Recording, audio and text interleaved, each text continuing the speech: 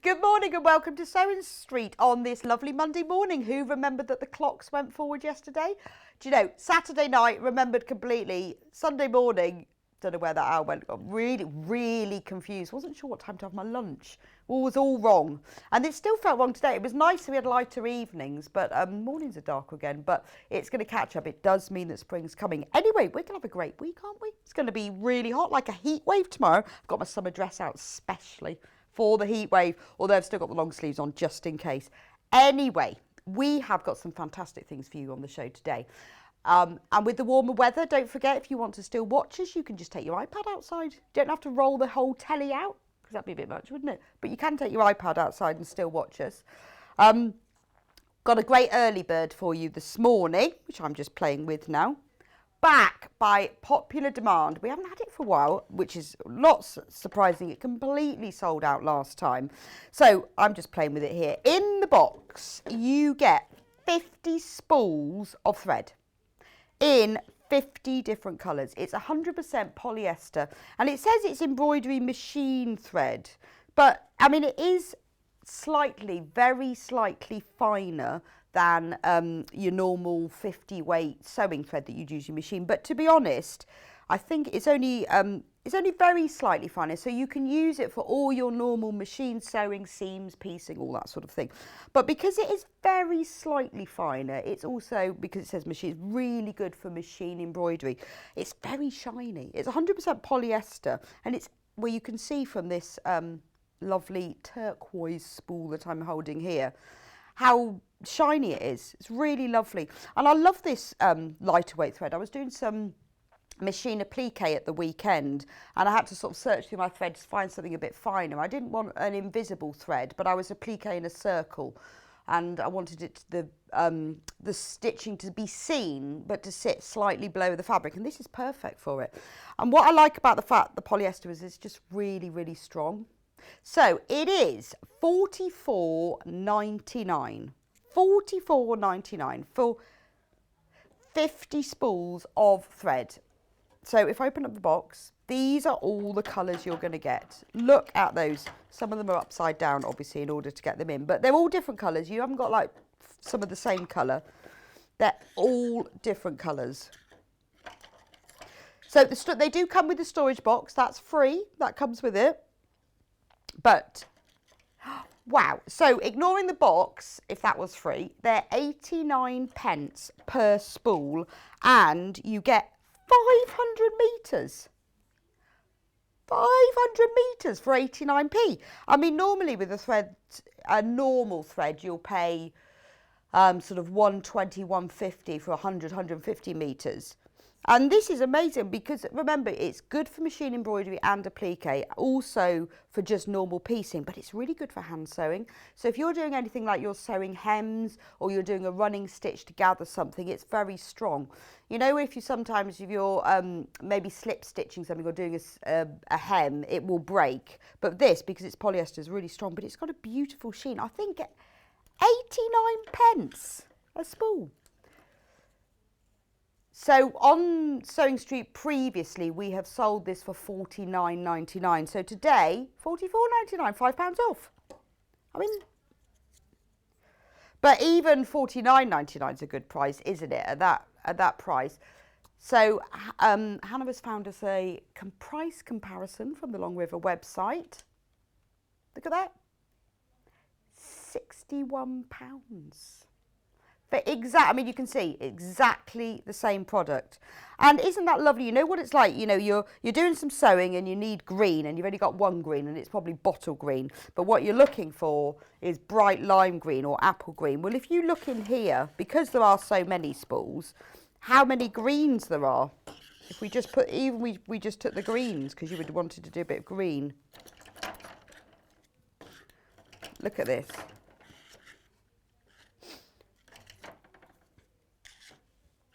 So if you're used to shopping on our website, you'll see that we always put a space for reviews so that you as customers can put positive or negative reviews on there. It's really useful, isn't it? I often like to buy things where there's a review. So we've got one review from Rosemary, who reviewed it in November, and it's just disappeared. and she's in Cornwall. Rosemary says, great value item, love the colours in the thread organiser, really pleased with my purchase. And those are real reviews, those aren't ones that we've written, because we always ask our customers, if you can put a review on it, really does make a difference. Just to say, did you like it, didn't you like it, what was the quality like, was it good value for money, or even what you've used it for. That's a really useful thing. So if we sell hundreds of products on Sew Street, but if there's something you particularly like and you've bought, or you don't like, put a review on there, because it is really useful for everybody to say, I used it for this, or I thought that it was great for this, and people are very honest, luckily, because it's, we need, if I have a negative and positive, that they're real. We haven't just made them up. Anyway, a quarter of the stock has already gone.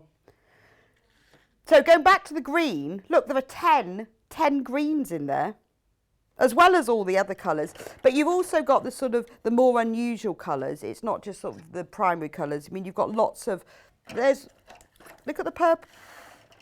But the purples and the pinks, they're not something you would necessarily use all the time. But when you want just the right shade, look, that's all the purples and pinks. Aren't they lovely? But also, there are neutral colours as well. So you've got grey and brown. There's black, obviously. There is black and white. And there is white and there is off-white. I mean, they look odd because they're covered in plastic. They will sit flat because they've got like plastic wrappers on them. So you've got white, ivory, light cream, dark cream, beige. So even, and then brown. So even just as your neutral threads, that's a wonderful selection. But on top of that, I like the fact that you've got all of these more unusual violets and light pinks and bright pinks and fuchsias, gold. But that's that's just a really good selection of threads to have. And also, if you buy more of one, they all come in this plastic case, really, really sturdy. They've all got the spools in. In order to get all of them in, you have to place them alternately upside down, top tip. They stack as well. So if you have more than one of them, look, they stack beautifully. So you could have them, you could even, if you've used the thread, you could use some other things. If you use up one spool, you can put your own thread in them because they will fit just standard size spools. But remember, 500 metres for 89p. Bargain. Bargain. I've got to try and get them all back in now because... So when everyone has checked out, half of the stock has gone, which I'm not surprised about because that is fantastic value. And it is so frustrating when you haven't got the right thread to hand because you've got such a choice here. And it's like when you're making a project, you sometimes get through 2 or 3 spools, but that's because they're 150 metres one with 500 metres. And I like the fact that it is fine, but it's very strong, so you can use it for your normal machine piecing. But it's got that little sheen on it. So for any sort of top stitching, decorative stitching, like if you're doing a plique or a zigzag stitch, if you've bonder-webbed something on, machine embroidery. Oh, we've got a question from Maureen. Can it be used for machine sewing, e.g. making quilts? Yes, of course it can. Yeah, I mean, as I said, it is slightly finer than your normal 50 weight sewing machine thread. But, oh, yes, it can be used for all sorts of piecing. Because it's polyester, it's very strong. So, yes, you could use it for absolutely normal machine sewing. Just remember, it has got a very slight sheen, so it won't be as matte as some threads, but pretty. And it's got loads of colours. And if you're using it in seams, I don't think the sheen will shine through. And it's nice, isn't it? We all have, well, I certainly do. I have different quality threads for different things. But I am starting to use these slightly finer threads because I'm just finding that when I'm top stitching, I don't really want it always to show up. Or, when sometimes, well, it's different this because you've got all the colours, but if you haven't got exactly the right colour, if you use a thread that's slightly finer, it doesn't matter so much. Although you won't have that with these because you've got so many colours. Oh, another message from Christine. Good morning, Christine. Hi, I have this box of threads from you and it's fantastic. The choice of colours are wonderful and quality of them are fantastic. Thanks, Christine. Thank you, Christine. Honestly, all the reviews like that really make a difference because when you're not sure whether you want to buy something or not, it's nice to see what other people think of it. But also, do write in your reviews what you use them for. Now, I seem to have more spools than holes. Oh, no, there's one. You can have the fun that I'm having because you've got to remember to put them sort of alternately upside down or they won't all fit because there's so many of them and I think I've done it all wrong. I shall have to, in the break, sort them all out because I've run out of holes. But it is just a really, really good collection. And thank you for the reviews from everybody and, you know, for messaging in, because it does make a difference. I have, oh no, look, oh no, I've run out of thingies. Funnily enough, they did fit in when I started, so I've obviously lost one. I've got another price comparison for you. This one from So Essential, 53, and we're 44.99. Hey, £8 and a penny saving already. Now remember, if you haven't shopped with us before, we only have one P&P a day. It's £3.95. Whatever you buy, it is only £3.95 for the whole day. So with the saving that you're getting off today's, it's almost like your more than your P&P is free, because it's £5 cheaper than it was before. So once you pop something in your basket and you check out, that's your £3.95 done. You can then check out as many times as you want up till midnight, and all your P&P will be free. And it doesn't matter how much it weighs, because obviously there's 50 spools of thread in here, so it's quite heavy. So I think £3.95 is really good value. And whatever you buy for the rest of the day, it's free then. It's like free, isn't it? It's covered off. And Maureen said, can you put it in a bobbin too? Yes, of course you can.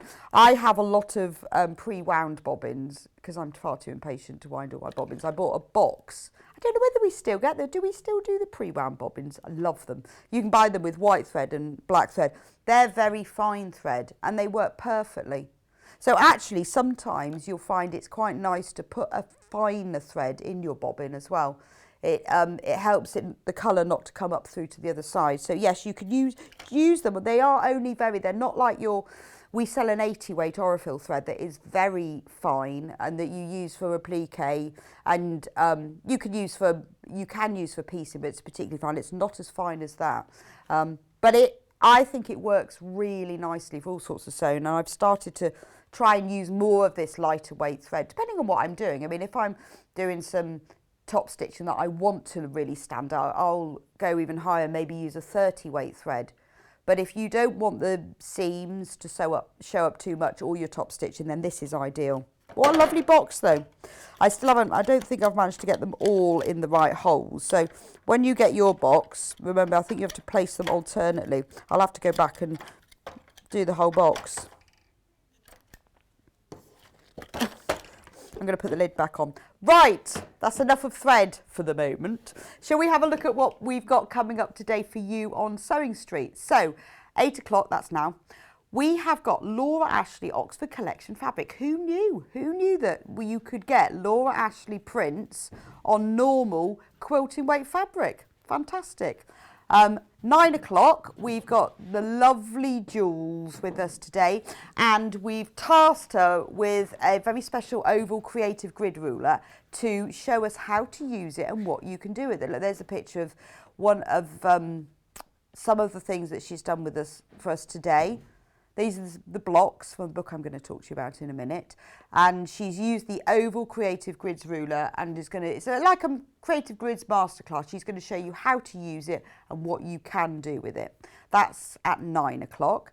At 10 o'clock, it's face coverings. We know how popular our face mask panels have been so far. We've got 3 brand new ones today for you, and I'm going to be showing you at 10 o'clock exactly how to make them. One of them has got all sewing items on them, which I'm quite excited by. It's really nice. We have also got back in stock the special Vlyceline, which has been is particularly recommended to put in for the 3rd layer between the outer and the lining. Every time we have this in stock, it sells out because it's fairly cheap, but really good if you want that extra layer. That's back in stock, and I'm going to be talking about that at 10 o'clock as well, and show you exactly how to make the mask. But I think you'll like the sewing themed ones. There's got scissors and rulers and pins and all sorts on them. Anyway, I'll show you that at 10 o'clock. At 11 o'clock, Jules is back with us, and she's going to be showing us how to make a beautiful elephant cushion. Look, there he is, a mummy or daddy elephant, and the baby as well. Both patterns are in the book, and she's going to show you how to do that. It's a lovely book by Sarah Payne, so you will enjoy that. And then at 12 o'clock, we've got Yarn Lane. Yes, we've got Carol Ibbotson from Cool Wool Designs. She sounds very excited. Always excited by Yarn Lane. Carol Ibbotson is in with us. As if you were a Yarn Lane fan, you'll have seen her lots of times. She's an absolute fair isle, intarsia, all sorts of knitting and crochet expert. But she's on with these beautiful bags that she's kitted specially for you with lovely wooden handles.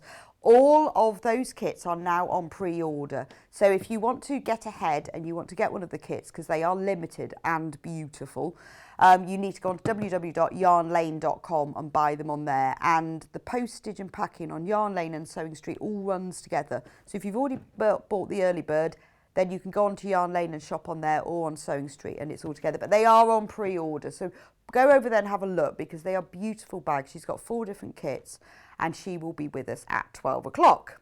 So moving over to the other table, one moment. So if you want to know how to buy with us, if you haven't bought with us before, the easiest way to do it is to go on to www.sewingstreet.com. And if you click on watch live, there I am, ta-da! And then you scroll down, you can then see, you can see the early bird. Also there's today's bestsellers, which is the early bird, funnily enough. That will change throughout the day. Then everything that's coming up is on the section below that says pre-order. All you have to do is click on add to basket, and then don't forget to check out, because even if it's in your basket, it's not necessarily yours, someone can take it out. So you do need to check out. But everything that's coming up on today's show is down there. So it does mean that you can get ahead. If there's something that I've talked about that you've seen, like there's the Glycerin face mask layer. If you want to buy that in advance, you can do that now. So everything that we're going to be doing is already there, all the face mask panels and all the different fabrics that we've got. So that's the easiest way to buy. However, if you would rather speak to a human being and you have got a question to ask, or you're not sure about something, we do have a UK call centre. The number's 0800 001 4433. It's just around the corner from us. Really, really helpful call centre. And you can do your order over the phone and give them your card details, or if you've got any questions that you're not sure about, something that I've talked about, the details or what the colourway is, or you've forgotten, they're really helpful. They'll be able to do it. So either use the phone or go on the website. So I'm going to start with the extra wide backing, because it's always really, really popular. Now these extra wide backings were bought in especially for our birthday show, but they were held up. So when was that? 3 weeks ago? About that. So we bought them in specially because they're always massively popular, these extra wide backings, either to use for quilts or other sewing makes, don't have to just be quilts. They were held up, but we finally got them. So there are 4 different prints here. So should we start with red? No, Helen wants me to start with charcoal. But on them, you can't really see, we are starting with charcoal, but I'm just going to show you on the red, because all of them have the same print on them and you can't see it as well on the charcoal. They've all got this sort of black leafy print and then a silvery leafy print, which shows up better on the red. It's exactly the same on the charcoal, you just, on screen, it doesn't show up as well. So let's start with the charcoal. Now these are it says on there, 274. 108 inches wide.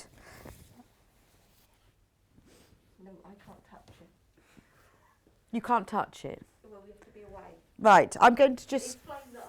Yes, I have got a glamorous assistant on the other end. Look how wide it is. Look, 108 inches. That is wider than twice the normal width. Really super wide. That's just 1/2 metre. So we're selling it by the 1/2 metre. So you can choose. It's not pre-cut however much you want. So depending on how big your quilt is or whatever you want to buy. But when you think about, I mean, you could buy just a 1/2 metre if you want just a few strips. Normal fabric is 44 inches, so double that's 88. So 180, more than double. So we're selling it by the half metre. So if you haven't shopped with us before, we cut fabric to order. Some fabric we have pre-cut, but a lot of our fabric we cut to order. So if you want a metre, put 2 units in your basket. If you want 10 metres, put 20 units, etc., etc. I mean, the width of this means that obviously it's ideal for quilt backing because you can place it to put on your back of your quilts without them to join. However, you can also use it for bedding. It's wide enough to make a double duvet cover or even a king size duvet cover, because the benefit of it is it's cheaper than joining. It's cheaper to buy extra wide backing than it is to buy normal fabric and join it. But also it saves that join, which means you have less bulk in the back of the quilt. It's just easier because you haven't got to try and match anything up. There's a lovely print on here and you haven't got to match that up because it's all there. But if you're making other things, say you want to make some cushions, new cushions for your lounge, and you fancy some black and grey because you've got a nice neutral sofa, you can get out of here 5. If you were making a 20-inch cushion, which is quite big, you could get 5. You can maybe 6, if they're a bit smaller, 6 cushion fronts out of here. So for a back and a front, that's 3, just from half a metre. It's extremely good value for $8.99. $8.99. I mean, a lot of our fabric, our more designer fabric, is $7.99 for half a metre.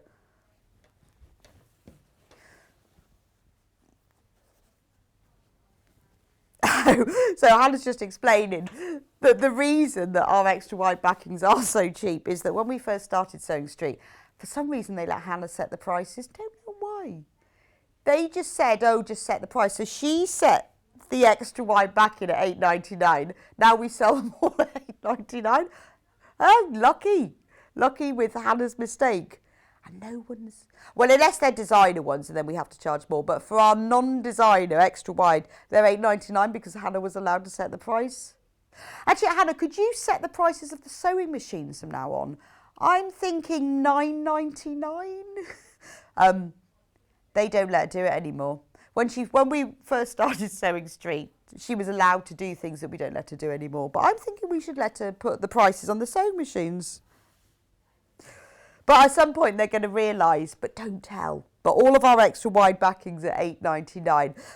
But you can use them for so many things. They're really good for, for your basic stash. If you want some fabric that you want to do linings, or you want to use some fabric to practice things and you don't want to waste your practice. I always have a little stack of fabrics that I don't like very much, or cheaper fabrics for just practicing things. When you want to have a go and you don't want to commit your sewing and your cutting to your main fabric.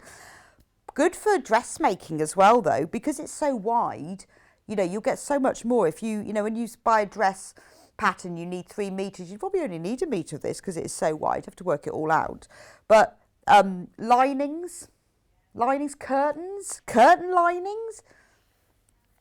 Or if you're making things for like fates, or you're making things for charities, maybe you're making like lots of drawstring bags, or all that sort of thing, you can get loads and loads out of here. Curtain lining, it's really good, or even lightweight curtains, because actually this this one here has got a really nice stiffness to it. It's got quite a nice finish on it. But the lining of your curtains, they always face outwards. But if you use one of these pretty ones, a bit nicer, isn't it? And also, it's wider than normal curtain fabric.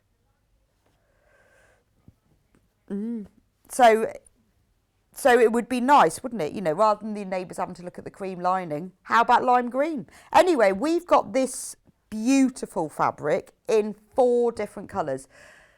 The one that we've got on screen at the moment is the charcoal, and it's got a sort of a black leafy print and a more silvery one. So this is your birthday deal, really. It's only because it got late delivered, got delayed somewhere. Probably in that canal. Although they've released it this morning. When I listened to the radio at 5 o'clock, they were talking about the ship being stuck. 6 o'clock, it'd been released. So it's all flowing nicely now. Did you know I was reading about the Suez Canal at the weekend. Did you know that it costs $250,000 to sail down the Suez Canal? Interesting fact. I don't think I should be sailing down it. But luckily, it's all released. But maybe that's where all our fabric got stuck. But it didn't. It didn't. It didn't. Colour number 2. Can we have red?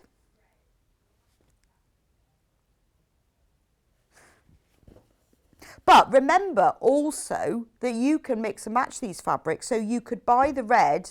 Look, if we get close up now, you can really see the sort of silvery leaf print and the black print. Really pretty. This would be really good for your Christmas makes, actually, wouldn't it? With this sort of the black leafy print. Looks a bit sort of holly, doesn't it? It's a good time to start making your Christmas makes. You know, if you thought, right, this year I'm going to wrap all my Christmas presents in fabric drawstring bags, this is perfect. Or how about all your table napkins? Because if you were going to make some napkins, I always think about a 20-inch square. So if you bought half a metre, by the time you've hemmed it, you get like an 18-inch square. Get loads. You could with a metre, you'd have enough for like 10 people. Or how about a Christmas tablecloth? Because that would be quite expensive normally, wouldn't it? But, you know, if you measure, remember, look on the website if you've forgotten the width of it when you're buying. Go measure your table. I always like to add, if I'm doing a tablecloth, add 12 inches hang all round. So if you add 24 inches to your table measurements, then you can make your Christmas tablecloth. You could just do a simple double hem and hem it. Or you could buy one of the other fabrics or a bias binding and bind it around the edge. If you've got a curved table, just cut slight curves. Even if you've got a square table, draw around a dinner plate or a mug or something. No, probably a dinner plate for a tablecloth, just to curve the edges. Or even half a metre, because of the length of it, would be lovely just as a table runner. If you quilted it, we do thermolam on the website, which is currently out of stock. It wasn't last week. But you could use just a normal wadding or a thermal wadding or something. And you could, if you just backed it, in fact, if you bought a metre, you can back it with the other side. Put a wadding or a thermal wadding inside, and then that's your table runner. But I am thinking with this one, Christmas tablecloth. Perfect. Tote bags as well. You know, for presents for people. When you think, oh, God, someone's birthday and I've forgotten. Half a metre length like this is perfect for a tote bag. Think how many tote bags you get out of half a metre?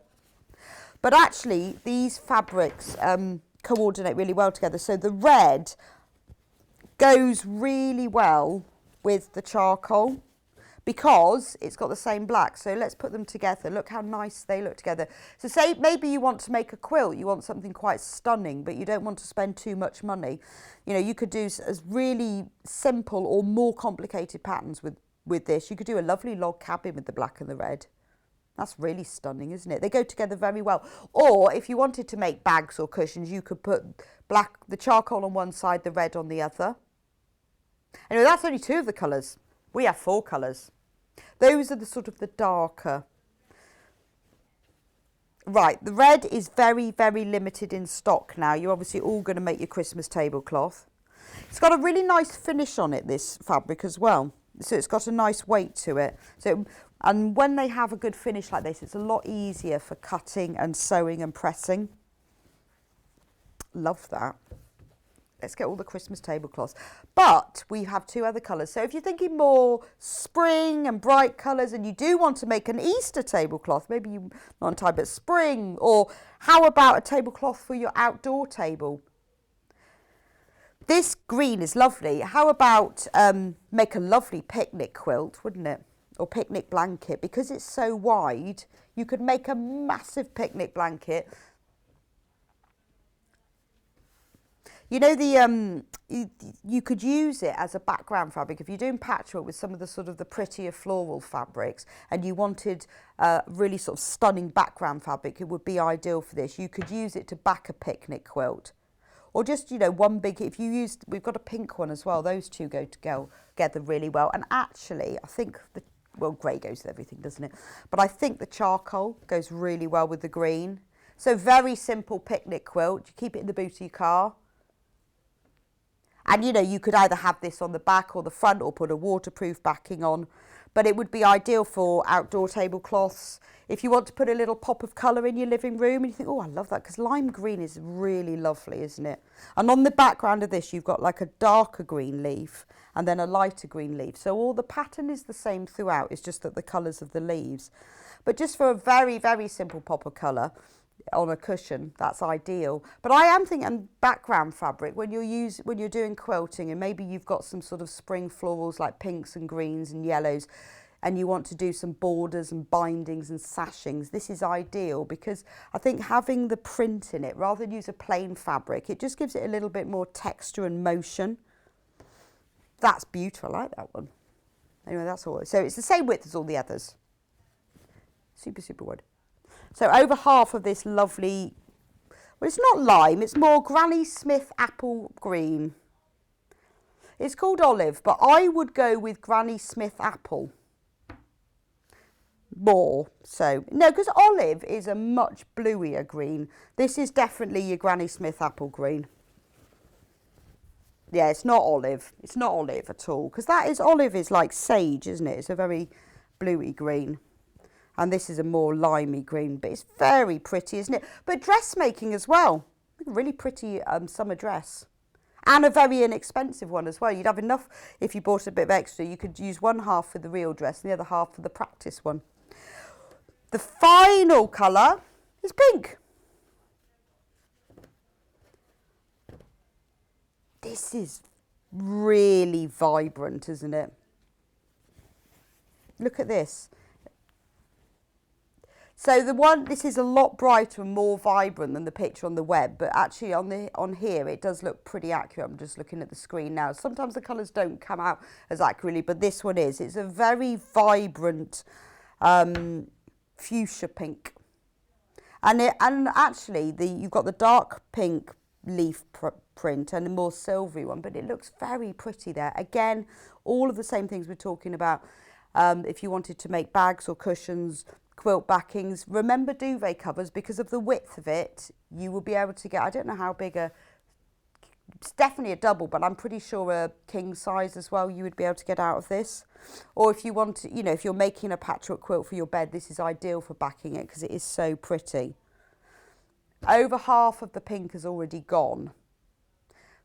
But it is really lovely, but I'm thinking, oh, curtain lining. That'll surprise the neighbours, won't it? Go look at her with her pink curtains. How come she's got a pink curtain lining? I think it's a brilliant idea. It's just so lovely, isn't it? But let me just put it with the green. It goes really well with the green if you want some really spring, summery colours. But again, I'm not going to put the red. I don't think the red goes with it. But doesn't the grey look lovely with it as well? So there are more people with the pink in their baskets than we have available. So remember at the beginning I said, if it's in your basket, doesn't mean it's yours. People can take it out. So if you've got the pink in your basket, you really need to check out, because more of you have got it in baskets than we've actually got. It's very lovely, isn't it? It's our late birthday present. You know when you get a present for your birthday like a few weeks later because someone's forgotten to post it? It's quite exciting, isn't it? This is our late birthday present to you.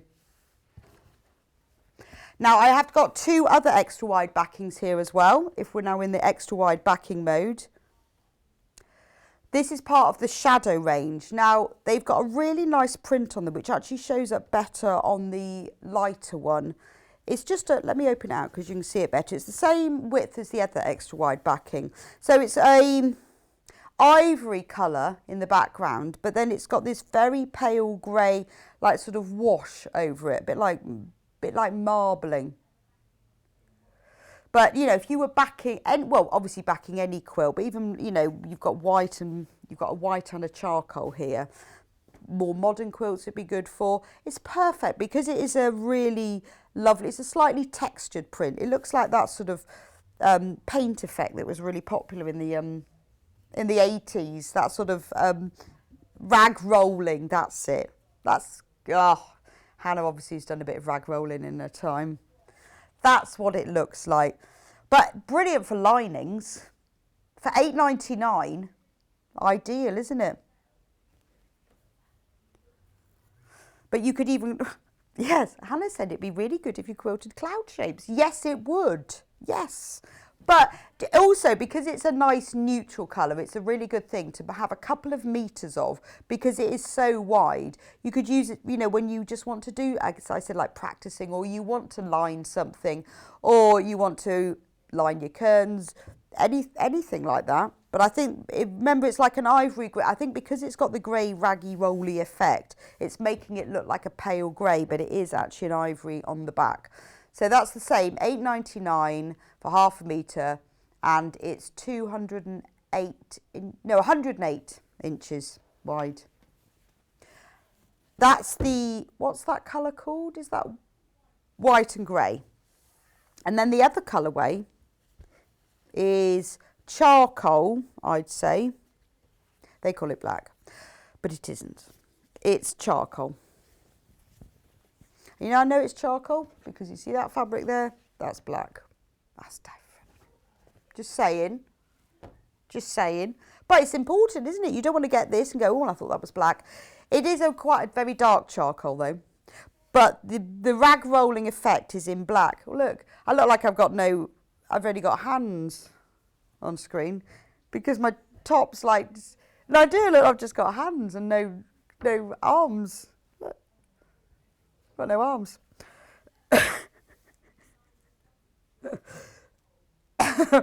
But it would be, again, if you're looking for a lining fabric or backing or something, then you can choose whether you want to go really dark or really light. It does have that rag rolled effect on it that's black.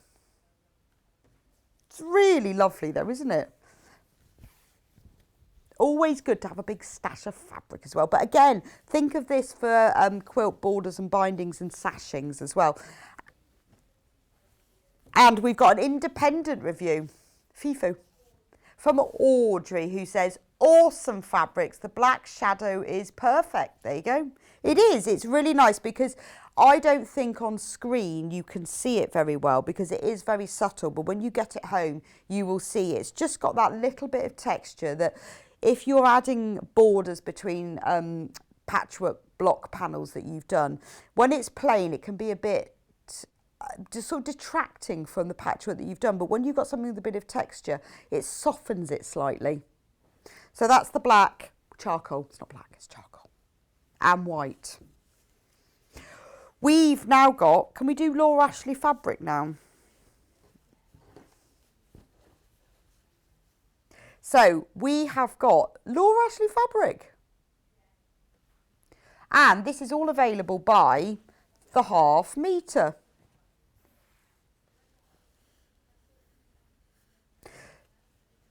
So we haven't done it as a bundle. We haven't done it as a bundle, have we? No, we're only doing it by the half metre. I've just got them together in a bundle to confuse you. The first one. This is very soft. That's really soft. Oh, I like that. Camelot fabrics under licence from Laura Ashley. It's very soft. It is a quilting weight, but it is very soft. I think, I mean, although it's a quilting weight, I think this is perfect for dressmaking. Isn't that lovely? I'm thinking summer blouse. There's something really lovely in the summer with the black back, and it is very soft. It would drapes, let me give it a little swish for you. It drapes really nicely. So yes, you can use it for your patchwork and quilting. It's a lovely, lovely print, but I think it would work really well for dressmaking. And it is black. It might look navy, but it really is black, black, black. Deep, deep midnight black with beautiful red flowers. Now remember that we sell our fabric cut to order. So if you want 3 meters, put 6 units in your basket because we will cut it for you. But you can use it. It is a quilting weight, so it's perfect for all of your normal home sewing. Also good for patchwork, any types of plique, EPP, all that sort of thing. But you can also use this one because it's very soft. It would work very well in dressmaking. £7.99 for half a metre, and it's your normal 112.44 inches width. But remember that, you know, when you're working out your dressmaking, because obviously not dressmaking fabric tends to come slightly wider than this, do work out how much you need. But that, you wouldn't need much to just make a little pretty short-sleeved summer blouse with pin tucks down. That's what I'm thinking. But that's very pretty. That is very Laura Ashley though, isn't it? Now we've got the same fabric, same, yeah, it is same print, but in red. Now this is a very, because red comes in two colours, doesn't it? Either blue red or orange red. And this is an orange red.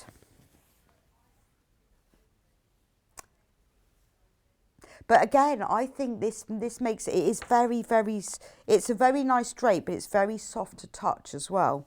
So yes, you can use it in all of your home sewing, but I think this works really well for dressmaking as well. Pretty. I'm thinking pair of summer pyjamas would look very nice in that, wouldn't it? I mean, a little pretty blouse or a dress. And if you're making a dress, remember, you don't have to make, if you sort of think, oh, that's too much, you don't have to make the whole dress in the one fabric. You can make the bodice in one, and then you can make the skirt in another. So what works really well with something like this is if you do the bodice in black and then do the skirt section in the print, it actually looks really stunning. It's quite stylish. It's something that you often see you know, in quite sort of expensive boutiques, you'll often see dresses where it's colour blocked in that way. But colour blocking works really well when you use a plain and a print. Doesn't have to be all plains. But, you know, even, you know, pyjamas would be nice. But say you wanted to make some soft cotton, long pyjama bottoms, like lounge pants. That would be ideal for it. Because it is a lovely print, isn't it? And also it's multi-directional, which makes things a lot easier in dressmaking. You haven't got to match things up and get it running the right way.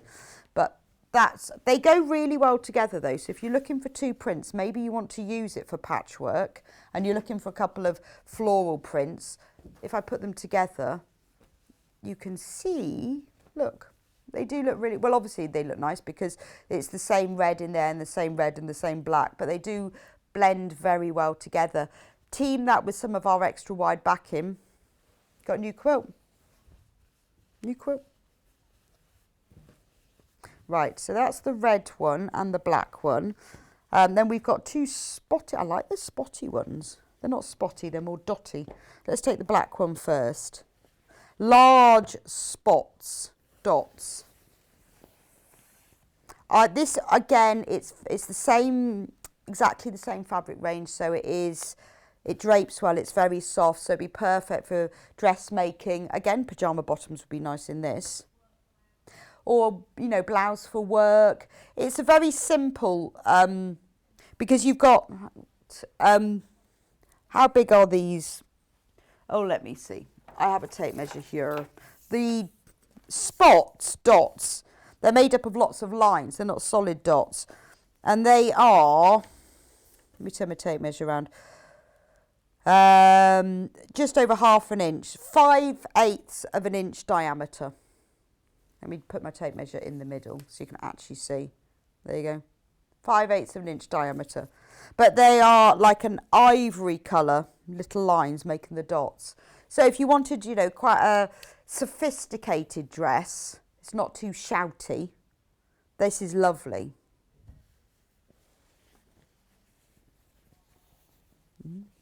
That's lovely, isn't it? But it's quite a sophisticated print. Again, you can match it with plains as well. But I like that. Nice for a bag lining as well. Or if you wanted to just make some, you know, some simple homewares. I like that one. Now we have got exactly the same print, but in like a pinky, a coral, I'd say. Yeah, again, you know, dressmaking's ideal. Not all of the patchwork and quilting fabrics will work with dressmaking, but because it has got that drape, it's really nice. But this is a really coral. It's different to the red that's in this one, which is a much orangey red. I mean, the two actually go really well together, but this is more of a coral salmon look. Again, it's got the same size, 5/8 of an inch diameter dots. But it would be, you know, really lovely for patchwork and quilting as well. Or if you've got a particular make you're thinking about, it's quite pretty. Be really good for sort of zip bags, bathroom things, bedroom, if you wanted to make like zip cosmetic and wash bags, because it's quite a pretty print. So again, that's £7.99 for half a metre. If you want more than half a metre, we do cut to order. You won't be, if you want 4 metres, you won't be sent 8 pieces of fabric. You will be sent it as a continuous piece. And then we've got this lovely spot one here. I'm saving my favourite one to last, actually. I like this one. So this is a real, like, actually without my glasses on, oh, that's so much better. They all join in together. These are actually like tiny flowers. They're not spots. Actually, the focus is coming. There we go. They are tiny flowers. So you've got a very, very dark midnight black background. And the flowers are like in a very white ivory and that corally red colour all over. Again, ideal for dressmaking. It's quite a subtle colour, but a subtle pattern, very multi-directional, so which makes it really useful for patchwork because you can cut in all sorts of directions. But it's nice, it's just a bit of texture, it's a bit of different. If you're making something where you want to use black in it, but you want a bit of interest, that's a lovely fabric. And it is extremely good quality. You'll see if you order it when you get it home, how soft it is. I don't know why I'm thinking of pyjama bottoms today. I think because it's so soft, it's ideal for that. But if you wanted to make a little summer blouse, it's very soft. It'd pack away very nicely in your suitcase when we go on holiday again. And then finally, we've got this lovely one. This has got a very, it's not cream or white, it's an ivory coloured background, but then with sort of hand-drawn black flowers and petals. Let me just move these out of the way. Oh no, I was very, because I was like, oh, I've moved it the way. I thought I was concentrating. See, look, Laura Ashley's even got the name on and everything. I thought I was concentrating on getting them in the right place. Oh. But that's lovely, isn't it? It's there's so many different things that you could do with it. Again, I keep coming back to dressmaking because I think they're quite unusual. And I think a lot of these, I think the weight of the fabric will work really well. But I do like this print because it is very neutral. You could use it with all sorts of different colours. You could keep to the same palette of the neutral tones, but it would look really good with very brights and primaries and bright pinks and fuchsias and all that sort of thing. If I put a little splash of pink with it, look, it does look really nice, doesn't it? It's lovely. Or it does work very well with lilac. Look, now this fabric here is one of our plain fabrics available by the half metre for £3.49 for half metre. They are the same weight fabrics, so will work really well together. But I think it's these sort of very neutral, particularly with the print on it, they do work really well with plain fabrics together. So that is the final Laura Ashley. Now, we've got a couple of bundles for you if you wanted to team two things together. So there's the black bundle where you get half a metre of the black poppy print Laura Ashley and half a metre of the plain black fabric. Oh, that one's sold out. Oh, okay. This one. So half a metre of the red poppy with half a metre of the plain black fabric. Obviously go really well together. £11.49, so that's a metre in total. And you know that they are a perfect match because this is our really very solid deep dyed black fabric. Oh, we've got a question from Dee. Hi, could you make scarves from the fabric? Yes, I think you could. You know, they're not your super lightweight lawn or anything, but yes, you could. It is very, very soft. Shall I give it a shake? You can see the drape to it. You know, what I quite like, have you ever made one of those infinity scarves? We haven't made one of those for ages. Where you have lots of pieces of fabric, you join them all together and then you join them all into a big circle. So they're like a big loop and then you can wrap it around your self twice. I think it would work really well because it is very light. It's not lawn weight, but it's soft. So yes, you could make a scarf from it. Look quite pretty actually. So if you're thinking you want to make something, you know, you could make 2 bags. from this. 2 pretty tote bags. You could have, and what you could do is you could have one as the outer, and then you could maybe use the black for the handles, or for a strip across the top, or for the base of it, or you could just use the black for the lining. But that's very pretty, isn't it? You know, it's a really simple gift for somebody. So £11.49, and you would get 2 bags out of it. That's a bargain, isn't it? But it's a really nice gift for somebody as well. You could buy them a magazine, a sewing magazine obviously, and pop it into one of these, or buy them a couple of books, make a little tote bag for them. What a nice present. Bake them a cake, put it in the bag. We've also got some other bundles here. There's this one.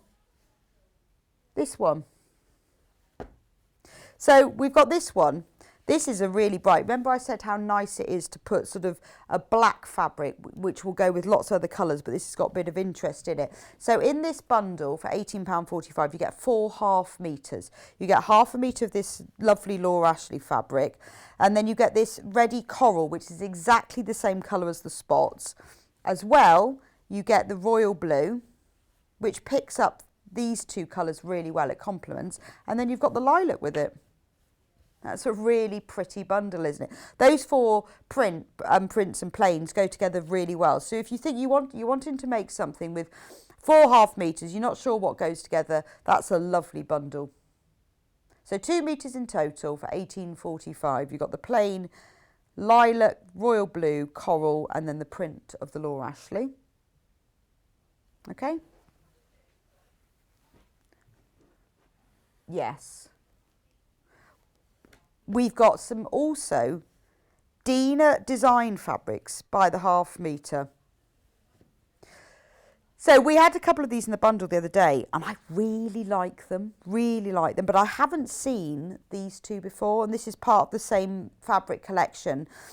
So the colours all go together, because when the designers create these collections, they do them in such a way that all the colour, they use a colour palette, and it all goes together so that you know that if you buy it, it all works.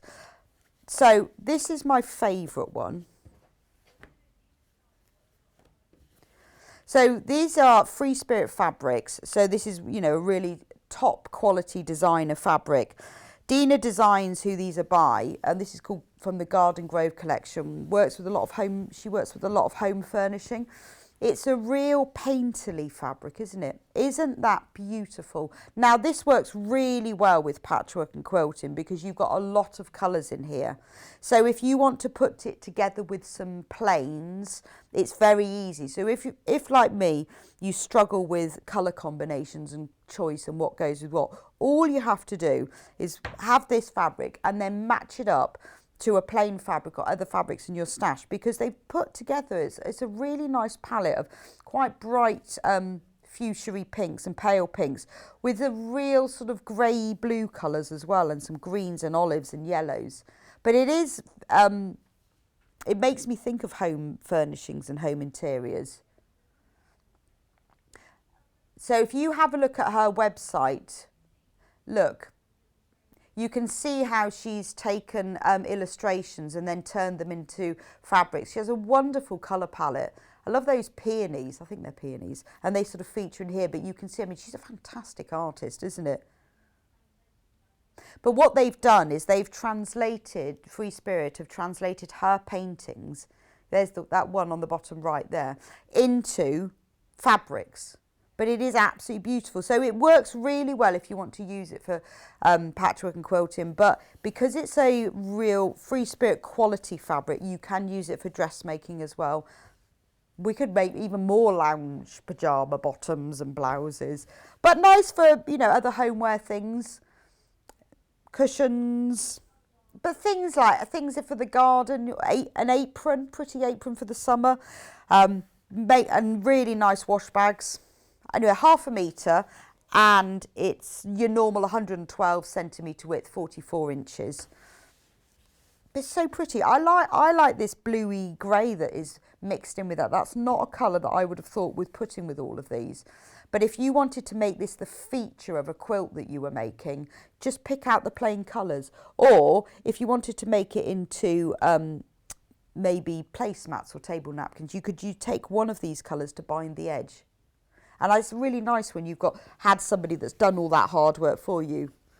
I mean, she's obviously an incredibly talented artist. So also in this collection is, I like the background colour of this one. Really, this is a larger print. It looks very Monet, doesn't it? Thinking Monet's water lilies. It's lovely. What's this one called? Oh, it hasn't got the name on it, that one. What's this one called? Aegean from Adelaide Garden. It's a really deep, it is like a sea green in the background, but I love these big, bold flowers. You've got great big peonies and dahlias, but it does feel like a pond. It does like water lily, but it is all flowers, but it is very watercolour effect. It's not all sort of definite. It looks like a beautiful painting. I mean, to be honest, with a fabric like this, you could just buy it and frame it, couldn't you? Oh, we've got a FIFA review.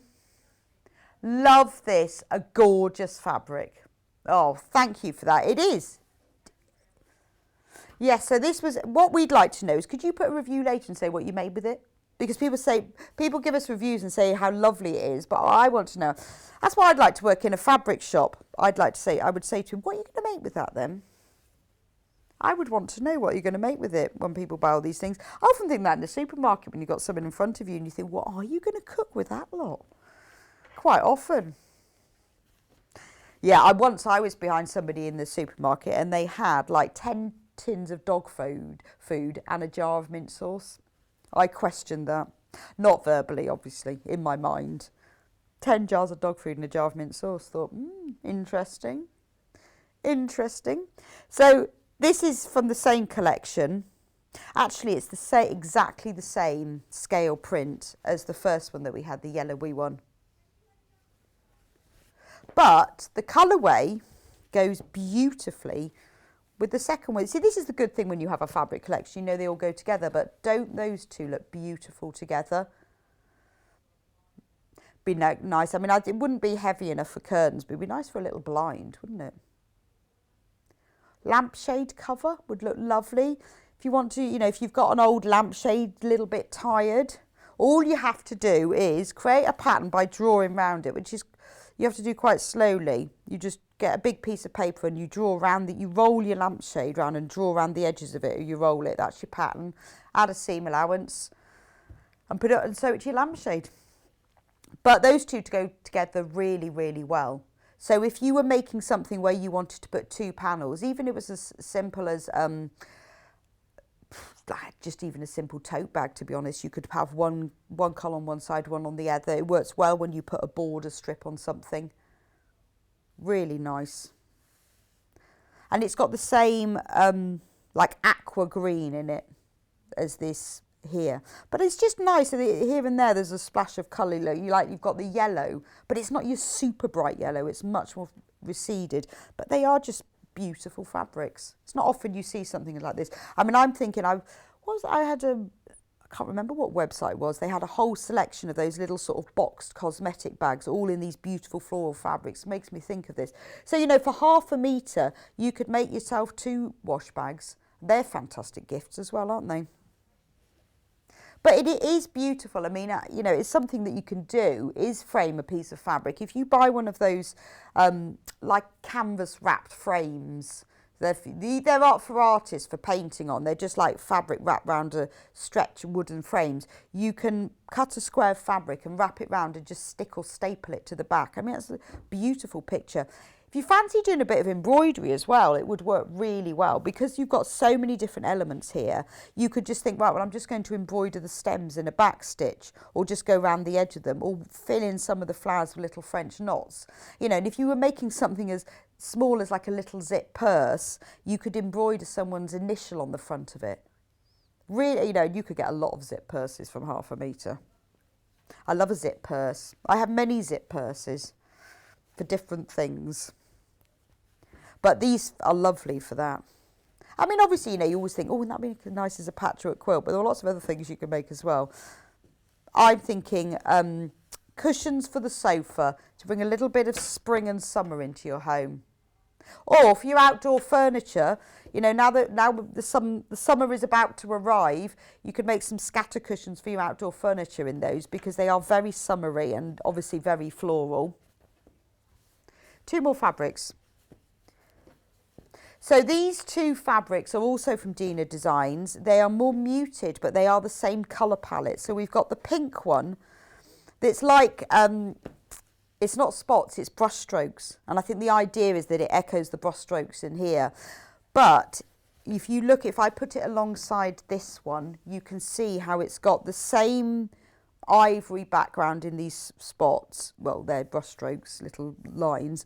And then the dusty pink is the same in here. But they go together beautifully, don't they? I mean, if you bought 1/2 metre of all of these, we should have put these in a bundle. That's a shame, isn't it? You're going to have to make your own bundle and put 1/2 metre of each, but don't they go together well? Then I'll put those like that.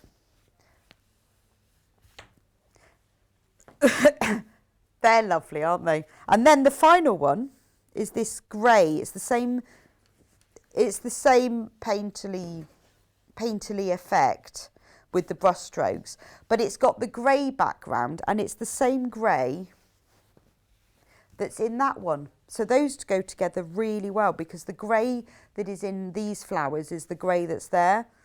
But now, if we put them all together, you can see how beautiful this collection goes. I'm thinking, you know, imagine if you wanted to make a really pretty summer quilt. This is ideal. It's feeling like, it does feel sort of very hand quilty effect, doesn't it? But aren't they lovely together? That would make a lovely quilt. We should do that. We'll have to give it to one of our designers and go, make something with that. And then we'll put them all together. Although there probably won't be any left by then, because everyone will have bought it. But make your own kit.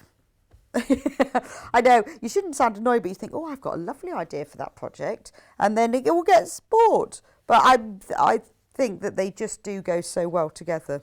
They deserve to be folded up nicely. Whoa, so that's 9 o'clock. That's all our fabric done. So we're about to go and have a break, just for a couple of minutes. Get yourself a cup of tea, and then come back, and we've got Jules with us, who's going to be giving us a real masterclass on Creative Grids, the oval ruler, and show you exactly how to use it. So I will see you back in just a couple of minutes.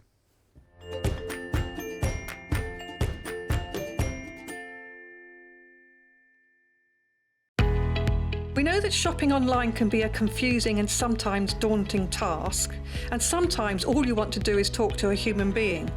Well, our family-run customer service team are on call 24/7. They're full of friendly, warm-hearted individuals, all trained to make your shopping experience as easy and as enjoyable as possible.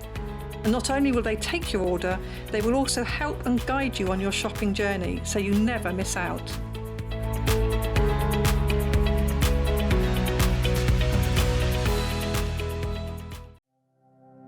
Keep up to date with what's on Sewing Street and Yarn Lane, as well as all the latest news and special offers by signing up to our email newsletters. For Sewing Street, head on over to www.sewingstreet.com. Scroll down to the bottom of the homepage, type in your email address, click the envelope, and you're done. It's exactly the same for Yarn Lane. Head on over to www.yarnlane.com. Scroll down to the bottom of the homepage, type in your email address, click the envelope, and that's it. You are now subscribed to both Sewing Street's and Yarn Lane's email newsletters, so you'll never miss out on the latest news and special offers ever again. Are you a fan of Sewing Street and Yarn Lane? Why not join our growing Facebook fans pages? Just search Sewing Street Fans and Yarn Lane TV Fans on Facebook and click Join Group. It's that simple. Never miss out on the latest news and updates from our presenters and guest designers, special offers, and plenty of chat with your fellow fans. Share photos of your makes, ask for advice, interact with your favourite guests and presenters, and be a part of the ever-growing sewing and yarn community. See you there!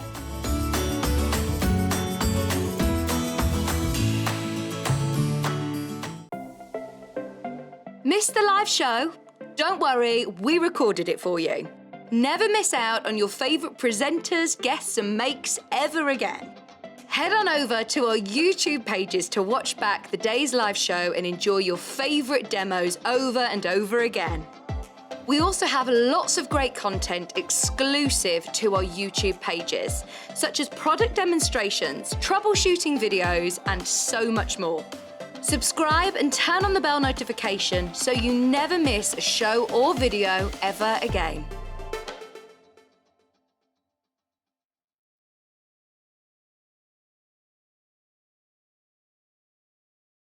Hello everyone, I'm Delphine Brooks. It's so great to be here and part of the Sewing Street family. I'm local, I'm only down the road in Warwickshire. I started sewing many years ago when I was very young, doing lots of art and painting, and eventually I went into textiles and I really enjoyed doing the two together. I then had a bit of a break. Something you don't know about me maybe is that I spent many years in the Royal Air Force and eventually in the police as well. And then I went full circle and I've come back to my happy place of sewing, and which I really enjoy. My best sewing tip is measure twice and cut once. I have chipped up a couple of times by not measuring properly, and I do always regret it. So now I always measure twice, cut once. Anyway, I really hope to be with you again soon, and I look forward to seeing you again soon. Thank you.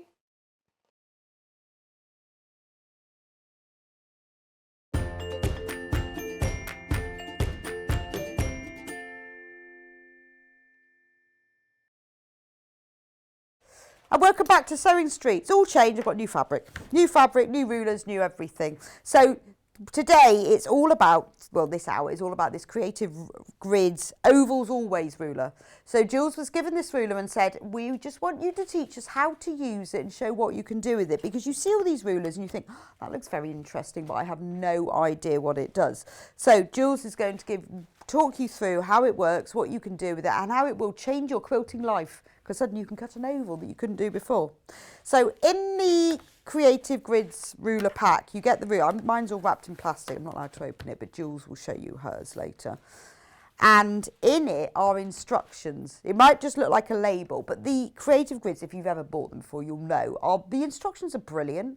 They talk you through it step by step and also give you lots of different ideas and sizes and measurements of exactly how to use them. There's also a QR code, which is this wibbly black and white thing, and if you scan it, it takes you through to the YouTube video and gives you lots more ideas. So it's like a whole sort of tutorial and ruler and instruction pack all involved in one. Anyway, with this you can cut ovals, you can cut the background and the oval, but I'll let Jules explain that all to you. But if you want to get hold of it before she starts the demonstration so you can sit and watch, it's $39.99. It has got, you can't see because mine's all wrapped in plastic, but it's got the grooves already cut in it. So you know how it is difficult if you want to cut circles or ovals or any curved shapes. It's often really difficult to get them accurate. But you know what Creative Grids are like? They're wonderful. They have this lovely non-slip edge all the way around the edge. But on the back of it, between each, I don't know whether you can see, between every slit, there's the textured non-slip backing. So you really know it will stay still on your fabric, which when you're cutting curves and circles is really important. So $39.99 for the Ovals Always ruler. So if you've always wanted to be able to cut ovals and circles, you want to do some curved piecing, this is the ruler for you. We've also got, Hannah was saying, I don't know why you'd want, why have we got a metric one? I was explaining to her my love of metric sewing. So this is a triangle ruler, which is great because it's got the 245-degree angles, but it's metric. Now I know that a lot of quilters and sewers work in imperial. I actually work in metric, which I was trying to explain that I think when I started sewing, I worked in Imperial, and then when I started working for Simply Sewing magazine, because it was a brand new magazine, they decided they would go metric. So then I changed to sewing in metric. So then I had to, luckily my sewing machine plate was in metric, but I had to buy a new cutting mat and new rulers, and now I always sew in metric. But I prefer to sew in metric because I find it's easier to work out the maths if you're making lots of things, because it's easier to divide on the calculator than do it in inches. And I just like the sort of the 1 centimetre and 2 centimetres, because when you're trying to work out, right, so if that's a quarter and that's 3/8, it's really hard to add up. So this is an exact 20 centimetre metric triangle ruler. So if you've got one in imperial, or you want to be able to do it in metric, this is the one for you. Again, it has the non-slippy backgrounds on it. It's all divided in 1/2 centimetre increments. It's perfect for cutting on the bias, because then if you want to cut on the bias because you want your fabric strip to be slightly stretchy because you're binding around the edge of something, it's ideal for that, because you can just place the corner on your piece of fabric. Here, I'm going to get one out to show you. It was a nice colour, isn't it? That's definitely fuchsia pink. So if you wanted to cut on the bias, you can just place this on the edges straight, and then you know that's exactly 45-degree bias. But you don't have to. I mean, quite often with these rulers, you don't use the measurements on anyway. So if you want a 45-degree angle bias ruler, it's perfect for that. We don't do many metric rulers, actually. I think because most people tend to measure and sew and quilt in imperial. But if you're like me and you do it in metric, that one's ideal. Oh, I've got to put that on the back of the right pile now. Right. Now, we have got bundles of fabric to... Some are the 2 metres and some are 2.5 metres. So I'm going to show you first the one that Jules has made her sample out of. She'll go through it in a moment to explain how you make it and what you do. But if you want to buy the fabric, we'll start off with that. So in this bundle, you've got 5.5 metres. You've got this lovely rose pink with a floral leafy background. It's from the Cottage Garden range, Liberty Cottage Garden range. But you don't have to use them in the bundle. You could use them, for what we're using them for. They're lovely, aren't they? So it is Liberty fabric. This is a real Wedgwood blue. And then you've got a peach, again, all Liberty. Those are lovely, aren't they? All the same print, just different colours. And then in the bundle, you've got 1/2 metre of ivory and 1/2 metre of sky. That is a nice kind of Mediterranean sky. I haven't seen that colour for quite some time in the sky. But that's your lovely Liberty and Plain bundle that Jules has done her sample in. Which one next, Hannah?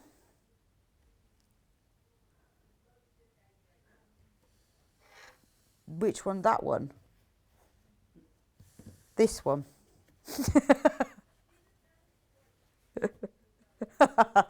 This is the Moda Daybreak bundle. Again, you've got 2.5 metres in this one. So you've got 1/2 metre of this lovely, this is more of a sagey bluey green. And this is Moda, remember. Morning Glory range. This is 1/2 metre of this very soft charcoaly grey, 1/2 metre of pink, really soft sort of peachy shade of pink. Blush, yes, it's called blush, but it is a peachy pink. Then you've got 1/2 metre of ivory and 1/2 metre of like a blush, but that's like a dusty pink. So those, you've got 3.5 metres from the Moda Daybreak range and 2 of the plains that coordinate with it. So you can make the projects that Jules is going to show you can use these for, or if you just like the bundle and you think, oh, that's nice and it all goes together, you can just buy it for your own makes. So that's the Moda Daybreak bundle. Which one shall we do next? Then we've got the Riley Blake bundle. This has got 4 Riley Blakes in it and 1 plain. So I like this. This is the Minky Kim range. It's very hand-drawn. Minky Kim's fabric is always hand-drawn and always very delicate as well. So you've got these lovely delicate flowers, little splodges.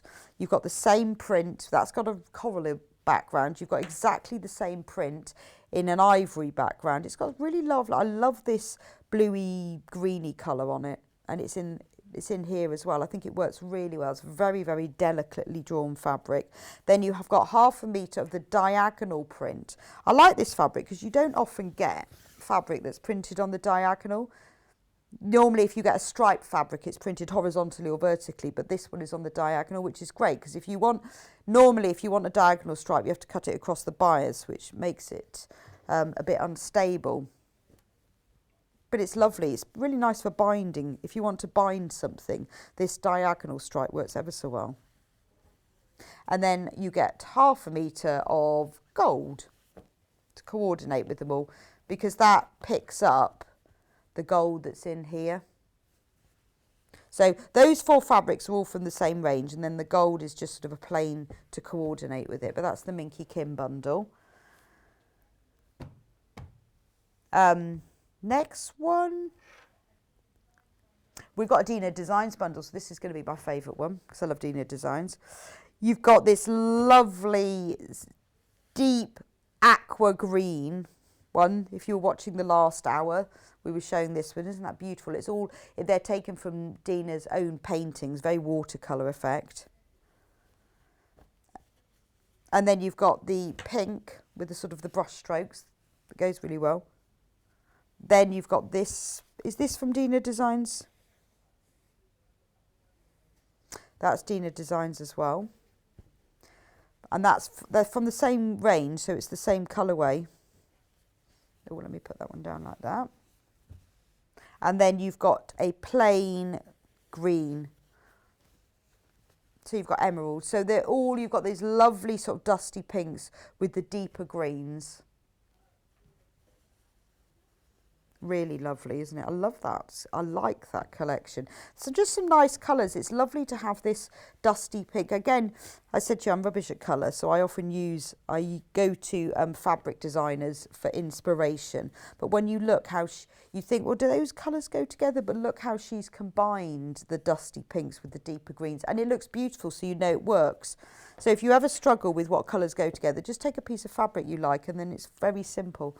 And cheat, just copy other people. Can we do the fuchsia one? That's what I do. And go, look at me with my amazing colour selection. This is the Liberty Pink fabric bundle. So you've got 3 Liberty, there's 2 metres in this one. You've got this lovely, real vintage rose print. All from... Oh, the Liberty Emporia collection. So you've got the lovely vintage rose. Then you've got a smaller sort of floral green print. Goes with it. I like the Emporia collection because it's taken from the Liberty archives and they've used things from the actual Liberty store. So what you're finding is you'll see some patterns that are maybe used in the flooring or in the woodwork or, you know, mosaics. I've seen some of those. A lot of floral prints because they have their famous flower stall there. But it's all taken from the store itself. And then you've got this smaller, just tiny little Ditsy Daisy print. But those 3 coordinate beautifully together, exactly the same colour palette. And then you've got 1/2 metre of this vivid pink, which gives it really sort of gives it a strength and a warmth. Beautiful. Like that one. Only single figures left of that bundle. But they go together really well, don't they? So, sometimes, remember when you're creating something, you don't have to use all expensive designer prints. You can mix and match it with other ones, which is why we've put the plain in it. It makes your expensive fabric go a little bit further. And then finally, we've got I was going to say it's a very spring. This is a daffodil bundle, isn't it? Oh, Hannah made this bundle because she was thinking daffodils. So you've got a bright daffodil yellow, but it's like a colour wash print. It's not just solid yellow. It's a nice wash of colour. You've got like an ivory wash as well. And really very spring daffodil leaf green. And then a little spot. Make some lovely flowers from those, couldn't you? I'm thinking flowers. But it's just, I think now that the clocks have gone forward, we are feeling that spring is definitely here. Mowed the lawn this weekend. Well, I'd like to say it wasn't me. We as a family, my husband mowed the lawn this weekend. And it felt like spring was happening and there were daffodils everywhere. So that's your daffodil bundle. It's not called that, but that's what it should be called. Spring Bowls bundle. Anyway, so shall we move across to Jules? Welcome, Jules, on this lovely spring morning. Yes, I know. So have you had fun with the ruler? I have, yeah. It's one of those things, I looked at it and I thought, ovals. And then I thought, actually, I kind of did a bit of investigating. It's quite fun. I just got a bit manic with it. Well, you can see how much I kind of made. I just went a bit crazy with it. And because I got the Liberty bundle, I thought, you can't just leave little bits, can you? You just got to go. Yeah, I do keep all my little bits. Yeah, try and use as much as possible. But actually, it was really easy to use and really useful. When you started looking at it, there's ovals for the bottom of bags, ovals for placemats. Yeah. You know, you can use this. Oh, like these in lots placemats of, that you've made here. You can use that. I mean, that was end of stuff. Do you know what I mean? And you can use that. And I used like you were saying with the bias binding, I actually made the bias binding using that ruler. Yes. Because I'm not a metric girl, although I work in metric as well, but I'm more used to using imperial. But for the bias binding, it was really useful. Yes, because it's quite hard otherwise to get that angle, isn't it? It is. Perfect. Yeah, it is. Yeah, it's lovely, isn't it? I hadn't really thought about the bases of bags, but yeah, of course. Yeah. How do you draw an oval otherwise? Yeah. Unless you've got a pattern, but it was really useful. And actually seeing it go together, which I'll show you in a second, you think, it's not going to work. I'm going to have so much trouble with this. Do you know what? Everything that I did on there, I'm not a pinner anyway, but I did not pin a thing. Oh, wow. And it just all goes together. Yeah, all of but the then ovals they've went together. spent, ages developing these, haven't they? It's all laser cut, so it's absolutely accurate. It's not it's not a pattern piece. Yeah, if it doesn't fit together, it's probably because I've missed a little bit. Yeah, but it's nice, isn't it, to see that you can make, quite simple placemats, but they look lovely. Yeah, no, it's really useful. I'll go through it with you, but just to say, the bundle that you've got, all of the samples came from that bundle. Oh wow, all of them. Gosh. Apart from the only thing that I did kind of nick some other bit that I got was a couple of the backings. Oh, okay, but all the of frontages, all came from this one bundle. Yeah, that's quite stunning, isn't it? That's quite because you've got all different sort of shapes and sizes. I know. I'm going to show you how to do this. Okay. This is so funky. When I saw how to do that, it was really funky. So yeah, quite excited. Okay. Alrighty. Let's start then. Yeah, let's have a go. Let's get going. So now you can see this open. You can see what Rebecca was trying to say to you. Yes, saying that in my plastic you can't see it, but you can on yours. So every piece is cut through. Obviously it's solid at the ends, cut through, but every piece has got the gripper on the back, which until you push down, it doesn't engage. So you can move it around, but as soon as you start to put pressure on it, and that's what you actually need, obviously, when you're cutting ovals or cutting anything, really, you just need for it not to move when you're doing it. So the other thing to mention as well is, as you say, you've got your little piece, which you think, it's just the advert. I know, what normally, it is, I'll chuck it away. Yeah, no. but it isn't. It's really useful, isn't it? Don't throw it away, because as you open it up... prettier, really, shouldn't they? Yeah, it doesn't tell you what it is, really. It doesn't look as nice as that. It should say instructions or do not throw away. But it gives you all of the details as to how to make your oval. So I will work through this, but obviously you've got it for your own reference as well. So if I start, basically the way to start is to kind of have a look at your ruler and just get familiar with it. If I put something underneath it so you can actually see what I'm talking about. Now I can see it better now. Can you see it better now? Yeah. So on the ruler, the first thing to say is you can cut, I think there's about 12 different sizes of ovals that you want to cut.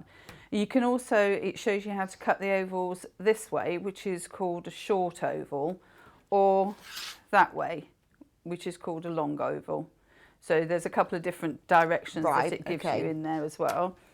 On here, on the corners, you've got 3 sets of grid lines marked A, B and C, and they're at right angles to each other, and they go right from the top to the side, so it's all across it. And it covers the arcs as well.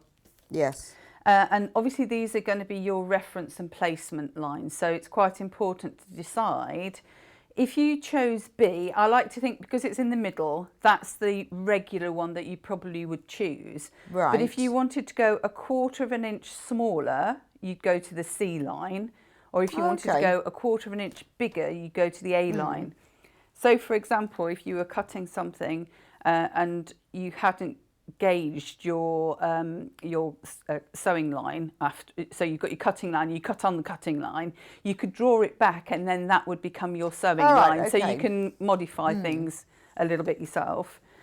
Then across the bottom and up the side, you've got some sets of figures. You've got guide numbers, which are in circles. So they go up in halves. And what that is referencing is that is 3 inches and that's 3.5 inches. So they haven't put the inch mark on there, but they're all in inches But all up there. Yeah, okay. All the numbers are on there.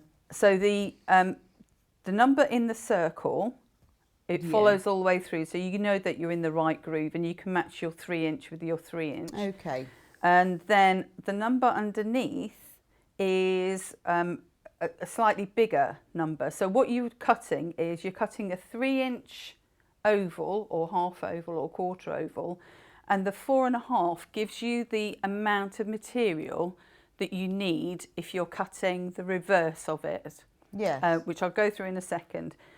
So when you're cutting, you need to make sure that your material is, your fabric's going to be 3 by 4.5 to get that oval out. Or if you went bigger, so 7 by 8.5, for example. Okay. Because obviously it's an oval, you're not cutting it into a square Yeah, of so material. that's the size of rectangle Your you need length to of- cut. yeah, Okay. yeah.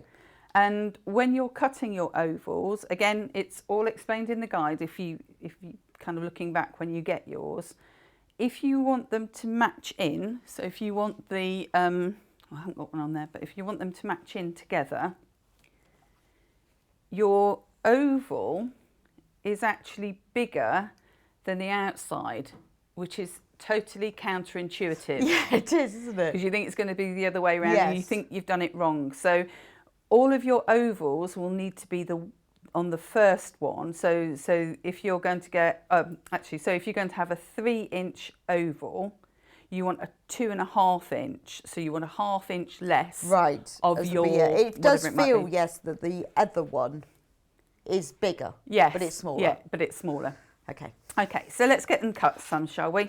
That's probably the easiest thing. So the first thing to look at is to cut some straightforward ovals and quarter ovals and half ovals. So we'll do one of each. I've got some already cut here, but I will cut one just so that you can see what I was doing. Yeah. How do you actually use it to start? So- How do you line it up? I will, I want the bit that I haven't pressed or anything. Here we go, we'll use this one. So if you were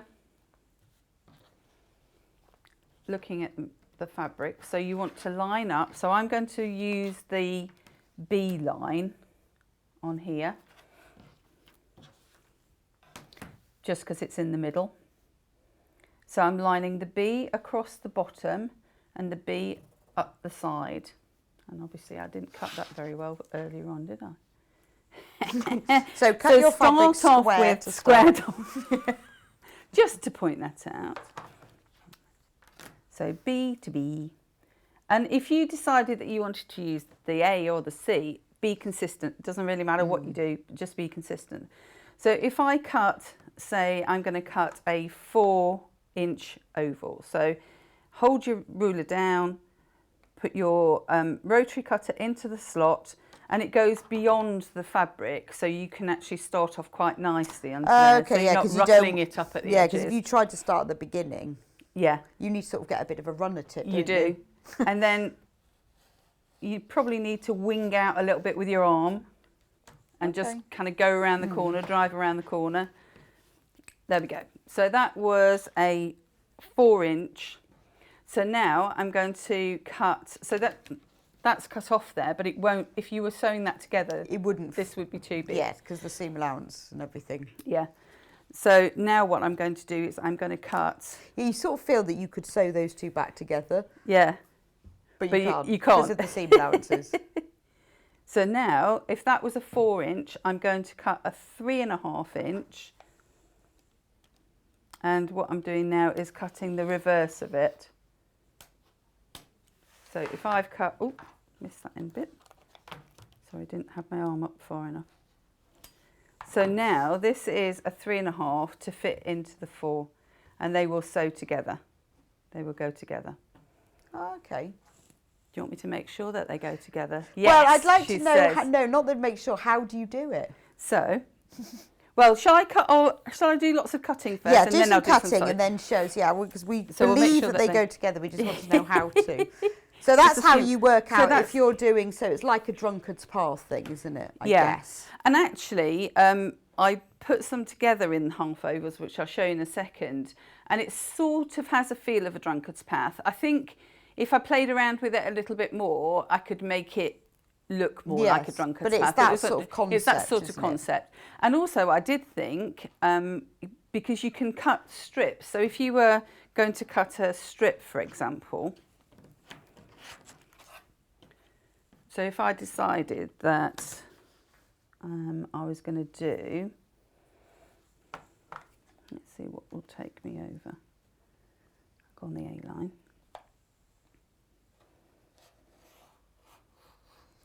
I think I found it a little bit easier to use a slightly You'd never be able to smaller- cut this sort of shape without a ruler, would you? No.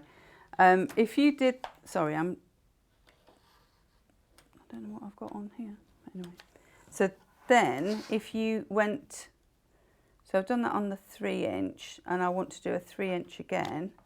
So just line up your edges still, because you've got grid lines on here as well, which are 1/2-inch grid lines. Oh, okay. So you've got an extra measurement on there, but then you could go across and maybe make it, say, 2-inch wide strip.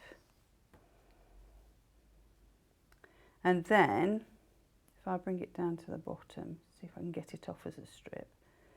I think there will be a way of, no, I've gone too far to the edge of the fabric, but there would be a way of making this, and there probably is a tutorial somewhere, but I didn't have it long enough to play.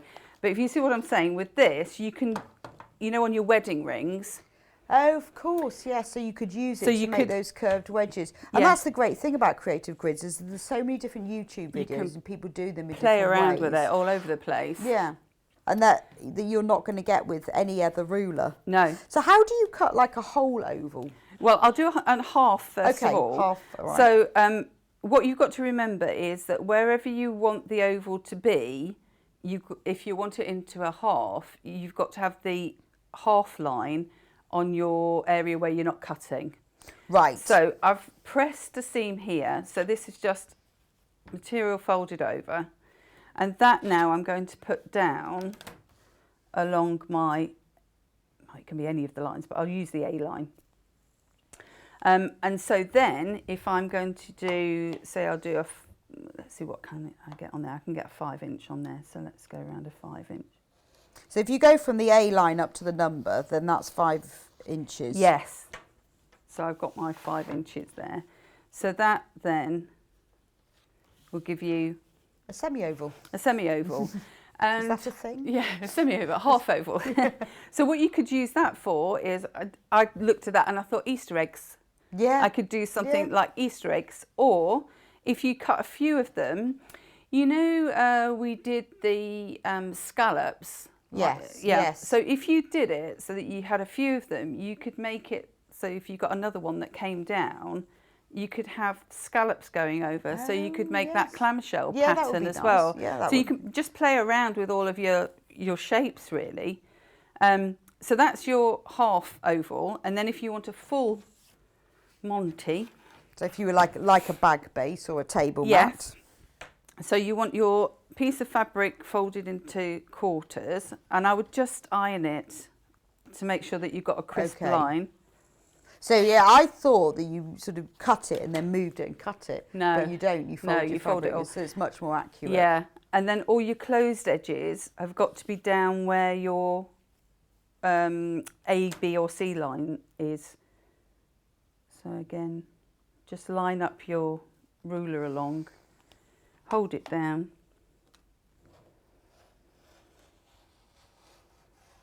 You just need to press firmly. I think I wasn't pressing firmly enough with this blade. I think when you use these, it does take just a little bit of practice to get the pressure, doesn't it, as you're curving. I know when the first time I used them, I ended up with like little gaps, a bit like your blade is not sharp.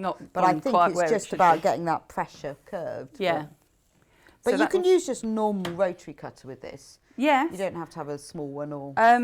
You might, well, it depends on the smaller sizes. You might want to go slightly smaller. But no, I used a 45 on all of mine. I think if you have multiple layers of fabric, the problem is if you go to, say, a 28, there's not enough blade of it. Yes, I see what you mean, to get through, but it works fine. I think you just, and obviously if it hasn't cut, it's usually only a little bit that you can cut with scissors. I just think it just takes a little bit of practice to get the, because we're used to cutting straight and having that pressure straight, but it's the going round in a curve. So now what I've done is I cut a 4-inch for the base and a 4.5-inch. I mean, that makes a really nice table mat like that, doesn't it? Yeah, and you could join them together and, you know, have a runner and all that to just join the two together, you end up with a rectangular table mat, but with an oval centre. Yeah. But obviously, that looks as if it's not going to work. Yes, yeah. But that's your seam allowance. And what I would do is if I was doing an oval, I would either clip into the quarters, or you could pin it. But I think sometimes pinning it's too awkward to pin it. What they do recommend is that you sew halfway. So you sew to the curve and then you pivot and sew back down again. So you sew off and then sew back on again. I have to say I didn't do that. Oh, okay. I thought, oh, okay, that's yes, I'm not doing that. So if we grab some of these bits we've now cut apart and we'll sew them together. The only thing, if you're a little bit unsure, which I was at the beginning, I folded all of my pieces in half and just snipped. I made a little snip point. Ah, okay, so that you know what the halfway point is rather than mark it with a pin. Yeah, because again, I think if you've got pins in there, it just starts to get really awkward. Yeah, well, you end up with lots and lots of pins. Yeah. But it's nice to match those sort of centre points, just makes it easier for the fitting. Yeah. And you just take whatever you want. So this was a 3.5 and a 3. Okay. So again, your inside has got to be just that little bit bigger than the outside. Well, it's nice that all the maths has been worked out for you. Yeah. So you don't have to waste loads of fabric getting it wrong, which is what I would do. I think, why is this not working? Why is this not joining together? It's quite hard to pin it anyway, because you sort of put in loads and loads of different pins in, but it works on a 1/4 inch seam. Okay, so just standard. So yeah, so just literally marry them up at the top, but you will have to go a bit slower. Let me just change that, because you know what I'm like, put my foot down and whoosh, we've gone. What I did was I put my fabric underneath first of all, dropped my needle, and then decided where I was going to go. And what you'll be doing is you'll be matching up as you're going round, because I don't know if you can see terribly well on there, but you'll be doing it gradually. You'll be matching up there, and then as you go a bit further, you're matching up there, and then as you go a bit further. Okay. So you're actually doing it in small, straight sections, and then you just keep matching it round until you get to the end. Yeah, of it. so and then you can just keep pivoting. Yeah. So but I found it easier to start off with that I anchored it with my needle first of all. And then moved it round. Yeah. And what you'll do is grab hold of your top fabric, and this is the bit that you're going to do that kind of thing with it. So you're going to actually walk it around with your hand. So you'll push the bottom bit that way and the top bit will come across. So you're sort of just adjusting the top and almost making the top bit straight. Yes, almost sort of scissoring it round to a straight seam. Okay, so and I've got a 1/4 inch foot on here. If you haven't got a 1/4 inch foot, don't worry about it. You can just adjust your regular, if you've got a machine that you can move the needle. Oh gosh, I've gone too slow now there. put it right down to the tortoise. These 1/4 inch feet are quite good because they've got little metal guide piece on them. So it's easier to keep to it. I know it's funny, isn't it? You know, all machines come with standard feet, and it's if you had to buy other ones, what would they be? Yeah. A lot of people would say 1/4 inch foot. Yeah. Well, I suppose it depends what you're doing. If you're dressmaking, not necessarily. No, you never need to use one. I don't use one because clearly I sew metric. But then I have to adjust my machine. I know that on my machine, if I go -1.3, I'm on 1/4 inch. Because my machine, you can adjust it by every millimetre. So I've worked that out. But I think you just get used to your machine. You get used to what 1/4. Well, you just put a piece of masking tape on your machine plate. Yeah. What I do is, if I've got a specific seam allowance, I'll draw a line on the fabric, and then I put the needle, and then I'll see where the edge of it is, and just put a piece of tape. Homemade one. So there we go. That's fitted in. And when you're sewing things to get them flat, just go with the curve. Okay. So press your seams towards the oval as opposed to towards the outside. But there we go. Lovely. We've got a nice message from Wendy across the bottom. Wendy Boo. Good morning. Have the circle ruler and I love it, but I need one of these. How cool the ovals look. Could watch you two all day. Thank you very much, Wendy Orlando. Would you like one, Wendy? They are available on the website if you want one, and then we'll look forward to seeing you oval bottom.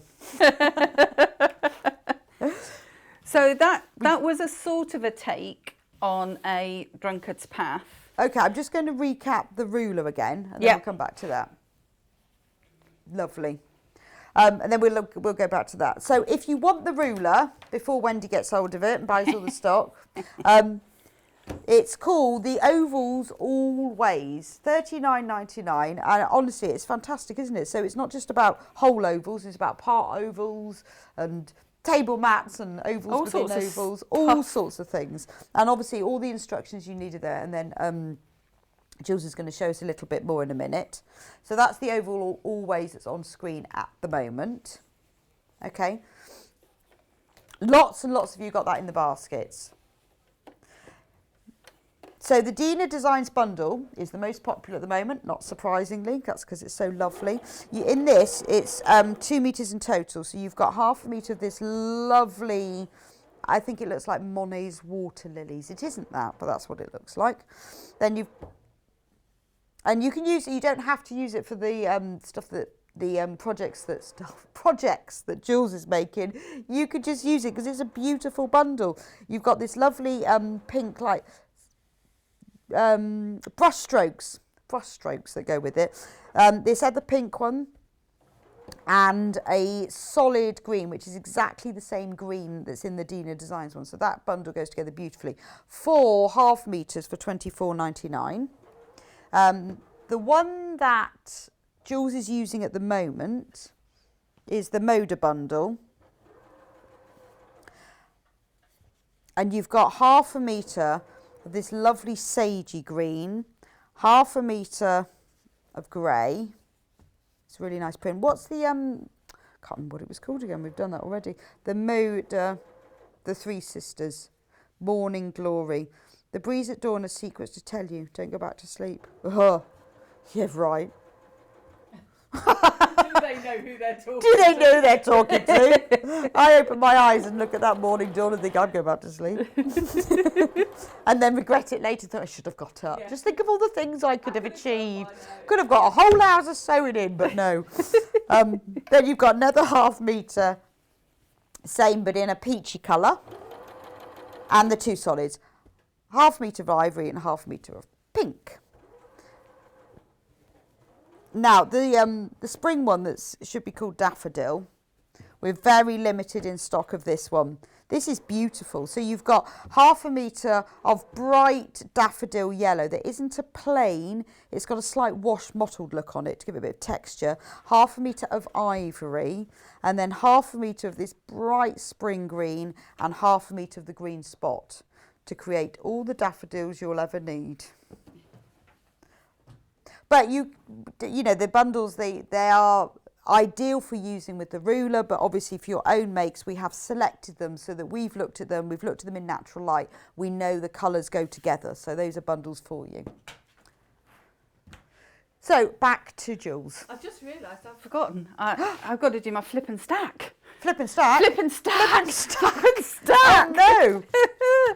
No, because that kept saying that I will show you this one, and then I'm Flip and stack using flip the and oval ruler. stack. So the lady that designed this ruler, Carla Alexander, Yes. she obviously has used it a lot and done lots of different stuff with it. And so I had a look, and one of the things that she did was this, and I thought, I quite like that. Yeah, that's clever, isn't it? It Yeah. looks like an eye. I look kind of that way. It reminds me a bit of Art Nouveau kind of It is. stuff. It's very Yes. isn't Rennie it? Mackintosh. Yes. Yeah. front doors stained glass. Yeah. That's so what I'm I thinking. thought that's quite good. Maybe it could have done with a bit of a darker colour, maybe a navy in there, couldn't it? Or Yes, something like that, actually, just to yeah. pop it Yeah, out. you could. But- You could just try it in different colours, but it does look very Art Deco. It or does. Art Nouveau. Oh, I don't know what the difference is. That one. One's squarer than the other, I think. That's what it looks That's the like one. anyway. So to do that, you'll need 6 pieces and different prints. So I've got 4 and then two doubled up. But it doesn't matter because it'll just give you different patterns all the way through. Okay. And you'll make 6 blocks out of it. Did I have to? No, I did. That's it. That's my 6 blocks out of that. So this is a block. There you go. No, I did 12. I must have done double up. Yeah. I can't remember what I did now. But anyway, you just keep repeating until you've got that pattern. So what you've got is 6 pieces of fabric, and it's 12.5 inches by 14.5 inches. Okay. And what you do first of all is take the top right-hand corner off. Only a little bit. You don't need a lot, but you just need to know that that's the top right-hand corner. Oh, so to you start take that off off just with. to remind you. Yeah, because you're going to do lots of twisting. Oh, on it. okay. And I've written my instructions down just so that I don't tell you the wrong way to do it. Okay. So Okay. that's just to remind you That's of just what's to remind you. the top corner. And I'm going to use the B lines on all of the cuts that I make. So if Why are you using the B lines then? well, you could use the A lines or you could use the C lines. You could use, as long as you're consistent with all of it. Does it just give a different size Yeah. oval? See, for me, the B will give you a 3-inch, whereas if you use the A, it'll give you a 3¼ Oh, okay, right, that makes Yeah, sense. yeah, So it's that's just so that you can increase or decrease by 1/4 inch. Yeah. Right. But if you're, whatever you're using, can keep consistently Yeah. to using it. So if you're wanting to follow the numbers, you use the B line. Yeah. But if you want it 1/4 inch smaller or bigger, you use the A or the C. Yeah. Okay, right. All right, so the first thing that I'm going to do is make my first cut the right way up. That's in the top right-hand corner, and I'm going to cut along B4. So if you hold the ruler firmly, because I've got 6 pieces of fabric here. So just take your time and make sure you get to the end. Okay, so that's my first cut. Leave that up there. Next thing that you do is you'll flip the stack, and you still need the cut off at the top right. So everything's upside down now, but my cut's But still you know at the where top that right. is top right, but you're upside down. And whenever you've done a cut of a curve, you take off 1/4 inch. So where did you find the instructions for this? I found it on that channel, Oh. on the channel. I looked her up. So I'm taking off 1/2 inch there. So you just Googled her name and then you found Yeah, it. because she's the designer of it. I thought, Okay. oh, okay, so what she designed. What she did? Oh, no, it's just if anyone else wants to do this. Yeah, and there's actually quite a few different ones that are on there, but there were no instructions, so I just kind of worked out sizes and stuff. So there we go. I've taken 1/2 inch top and bottom, and now what I'm going to do is make my next cut. So imagine this has got to go still squared up on my B line. So that's, for me, that was the middle one. It was quite easy to remember. And then the next cut is at 5.5. So here's my 5.5. Hold it nice and firm. And the beauty of this is you're in a channel. So don't be worried about your fingers or anything. Oh yeah. With yeah, your 'cause rotary cutter. It's not going to get you. No. Just make sure that went all the way there. I did. Okay, so that's my next cut, which looks a bit odd. But will work. But it We will have work. total faith. Yes. So now I'm flipping the stack. That's on my top right. And I'm taking off 1/2 inch again. So this is, you can get... Don't you wonder how someone's worked this out? I know. I loved it. It was just like, oh. Who worked out that you just keep flipping it and taking off 1/2 Yeah. inch? That's not just trial and error, that's maths. She's isn't done it? the maths, yeah. She's done the maths of it. Well, she designed it anyway. Yeah. And if you think, actually, that's what I've said before about this, you're cutting at 3 inch, but the next one up is at 1/2 inch Yes, less. so that's... it's- So in order to get the next fitting, that's how Yeah. it works. Okay. So now we're on to B7. It's like, what was battleships, isn't it? Oh, I used to love battleships.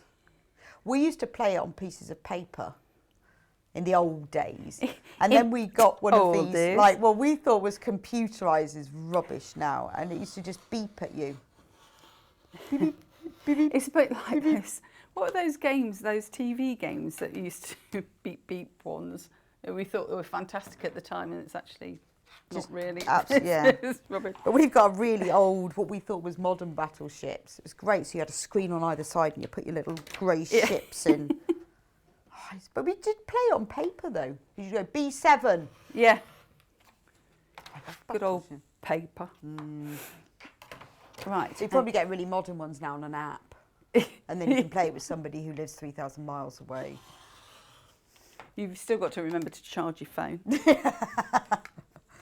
And then now we're on 8.5. Right, you've got 4 minutes. How has that gone? Oh. How's she only got 4 minutes? I've only got 4. Is that because the clocks have gone forward, times goes Oh, faster? Yeah, that's what it is. When the clocks go forward, time speeds up. What I would just say is when you're at the final one, just make sure, so I'm cutting at 8.5, just make sure you've got at least 1/2 inch where you're actually cutting. I have on that side, but just on this side, just to make sure, because otherwise you'll be not quite right. Oh, on the outside of the fabric. Yeah, otherwise it'll fall out. Yeah. Okay, there we go. So curved cut. And then now we're going to just cut off 1/2 inch. the last 1/2 inch. It's nice actually when you follow someone else's instructions that make no sense at all to you. Just think, Yeah. I'm fine, I'm just going to follow what you Trust. said. And then you do it and it's like, oh, wow, it works. So, right, we've got all of them. So this will just show you exactly what to do. So putting them back together, you think, no, it's not going to work. That's not fitting. And this is where you can then change the colours. Yeah, so Once you've this got is them your together. flip and stack thing. Flip and So stack. get the top one, take it to the bottom. And then get the top two and take those to the bottom. Top three. Which is nice that we have these fabric bundles because you can do this because they all Yeah. go together. Two. Because someone like Hannah's already chosen them. That's the good thing about this studio. The lighting is so good. It's like natural lighting. It's really good for colour choice. I might bring all my tights in to sort out the blacks and the navies. Last night I put some Well, there's tights. your challenge. Well, I bought some navy tights for me last night and I put them on this morning and they're black. But last night they were definitely navy. So I think I need to bring all my tights into the studio. It's the red wine that does it, you know. Right, so there you go. So that'll be what that one looks like. Wow. And then obviously you've got the next one down will be. So that- you that make one. one block like that and then another one and then they all join together. that'd be That's that one. amazing, Yeah. isn't it? And then you just make yourself a whole bed quilt. Well, that goes across a double bed. That's beautiful, isn't it? It's good, isn't it? I just love this. Yes, I thought that is that's really funky. clever. Now you've shown us how to join. That's really clever, isn't it? Because it looks like very, very, very clever, Yeah, doesn't it? yeah. It looks like somebody else has done it, not me. Thanks, Rebecca. No, but I like that. I love learning things where I look really clever. Yeah, And people go, you're so clever. How And you did go, you do yeah, that? I I went, I know. followed the Yeah, I know. instructions. Yeah, just following instructions. But that's lovely. Thank you so much. Thank you.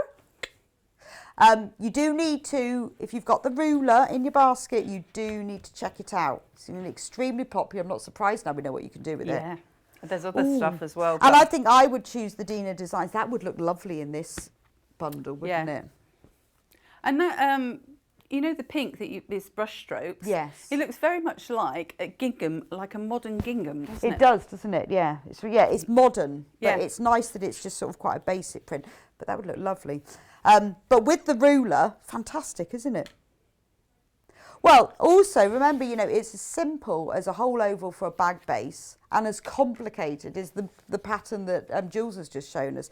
But I just don't think that you'll be able to create accurate ovals in the same way. A third of the stock is already in baskets. Yeah. Yes, so you do need to check out, because what normally happens is you put them in your basket, everyone watches the demo, then stops, and then checks out at the end. So if you do want it, you need to check out. But it is great, and everything that Jules has explained is in the instruction sheet, or like she did, just have a search on the internet. You know, there are plenty of people, or Carla, who described this, will show you lots of different tutorials and things you can do. So, you know, if your patchwork is limited to squares and half square triangles, this is where you need to be moving on to. And as long as you take it slow and steady, joining those two curves is fairly simple, and you can create amazing things. Yeah, absolutely. Brilliant. Right, I'm just going to cover the book, the Playful Pre-Cut Quilts, because this is something that Jules used her leftover pieces about the blocks. So which blocks did you create for us, Jules? So on here I did the cat and the heart, because I cat just and the thought heart, they're yeah. quite funky. Let me just see what pages they are. What page is that on? They're part of quilts, but actually the garden cat quilt. Yeah. At the very end, you can just do it. It shows you how you can do a solo block, and like so the hearts are on page 42. Yeah. And then the cat was a bit earlier, page 24. But right at the end. But these would be ideal for any of these bundles as well, wouldn't it? Yeah. She does like a 4-block quilt. Oh, okay. And then at the very end, I think it is, she does. Oh no, that's her cat. I knew there's cats somewhere. So all the blocks in this book are all the same size, aren't they? Yeah. And then on page 98, she's done a 1-block wall hanging, which is quite nice as well. And that's with the heart. Oh, okay. And so any of these bundles will work really well with these. Yeah. Yeah. So how easy was that to do then? So all you've got on here is you've got these are just 4 squares. Oh, okay. On this one, you've actually done, you'll do a little bit of like the flying geese, but you put a square on a square and then do a diagonal. Oh, so you flip start it back. with 4 squares, Yeah. but it's how you piece it on top after that. Yeah, and that one as well. It's snowballed the corner. So basically, you've got your square. Yes. And then you put your little corner piece on, and then you sew across the diagonal, and then you take it off. So yeah, and all of this you made from one bundle, so you made those. I added a little bit of backing. Yeah, that other was than the all, backing, but everything else came out of the bundle, and the 3 table mats as well, and a little bit of, well, I got a bit of something there. That was using the diagonal ruler. Oh yeah, using the metric 45-degree one. Yeah, there's so much you can do with that. That's brilliant. Yeah. So it worked really well. Well, thanks, Jules. That's fab. So we will see you back in an hour with elephants. Going for my breakfast now. Yes, perfect time. 10 o'clock breakfast. Yeah. So we'll see you back in an hour with elephants. So let's just have a quick look through this book. So if you've got one of these bundles and you don't know what to do with it because you just love it, like the Dina one, or whether it's the Liberty one or the Daffodil one, this book is called Pre-Cut Quilts, but it's all the blocks in the book are exactly the same size. So you can make a quilt just using 1 block. Let me show you. But you know, so this uses just 2 of the blocks, but then you could use every one of the blocks and put them all together. So you know it's what it's like. You've got a bundle and you're not sure what to do with it, or you've got some leftovers, or you look at one of these. Say you looked at the spring bundle and you think, well, I've got some other greens and yellows. Well, you could put them together and then you can make yourself a whole spring quilt. In fact, I think she's even got a picnic quilt in here. I love the cat. The cat looks really good in the prints. What's nice is with these bundles, the fabrics that she's used in this, there are different levels of prints. You've got some very large prints, some small prints, and you've got some plains. She's, and she puts the colour choices are really good. So there's a lot of inspiration in here with the sort of the corally red and the blues, which is very similar actually to this bundle, isn't it? Very similar colours. We ought to find a green and yellow one. But it's nice that all of the blocks are the same. So for this star one, it looks really complicated, but it really is just half square triangles. And any of these bundles will work for these quilts. And obviously you can mix and match them with your own fabrics too. I like the hearts one. This is lovely. This is the one that's on the cover called Sunday Drive. And that mixed together uses several of the blocks. But it looks really stunning, doesn't it? And all they've done is just taken one colour palette. So like I was saying, if you bought this bundle here and you need some more, open up the fabric, look at all the colours that are on it, pick some from your own stash or small leftovers that are in that palette, and then you know it will all go together. But you've got the starting point of the colours that you need here to build on and make a beautiful quilt. And remember, you can use quilts for tablecloths as well. A lot of people do that and it does look amazing. So if you make one now, you can then in the summer pop it on your table, take it out for a picnic, put it on your bed in the winter. Just a little idea like that one with the gingham. That's really nice. But it is a lovely book and we've sold quite a lot of them. It's very popular. People really like it because it's very, very easy to explain and it's very multi-purpose. So if you look at this quilt here, ooh, and you think, I really like that, but I'd like to put a cat in the centre, then the cat block will fit. Okay. So the most popular bundle today has been the Dina Design Bundle, unsurprisingly. That's because it's really nice. Let me just shut this out of the way. So in this bundle, you've got 4 half meters. You've got half a metre of this lovely green, deep aqua green with the pink. These you do need, if you do want this bundle, or if it's in your basket, you need to check out, because once these designer fabrics have gone, we can't get hold of any more. You've got half a metre of the painty stripe pink one, half a metre of this pink one, which is exactly the same pink, it's from the same fabric collection, but it's got lots of little scrolls and flowers. It's a really lovely print. Be really good for fussy cutting, that one, because you've got lots of motifs on it. And then you've got half a metre of the green, which is the same colour that's in here. And you know that they all go together because this has been taken from one of Dina's own paintings. So it's beautiful. If you want the ruler, the stock is going. The stock is going. So it is becoming very limited now. So if you do want the non-slip ovals, always creative grid ruler, there it is. Obviously you've seen the demo. Don't forget to remember the day that Jules has done it. So if you want to go back and watch her demo, how she explains how it works, the mechanics of it, how you cut with it. Remember, the instruction booklet that she was showing you is all inside here, so you'll be able to follow it quite easily.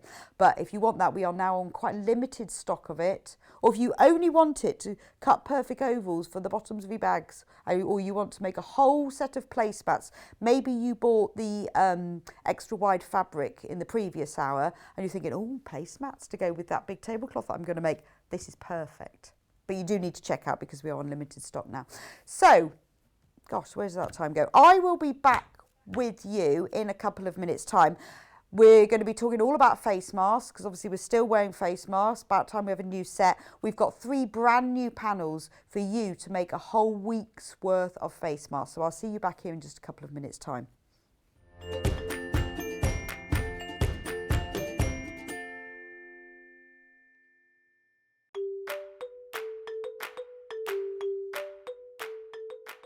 Hi, my name's Jules Mayouf and I'm really excited to be a guest designer on Sewing Street. Okay, I got into sewing through my grandma. I used to sit and watch her. She was a dressmaker, and I started off making toys, and then I was dressmaking myself, and from then I've done homeware and children's wear and all sorts of different things in between. I would say my top tip is to be kind to yourself. It's only fabric at the end of the day, and if things do go wrong, then you've always got your quick unpick. My claim to fame is that in 2012 I was a VIP driver with the Olympics, and I met some really interesting people who were very nice, and I'm hoping that I'll meet some very interesting and nice people on Sewing Street too.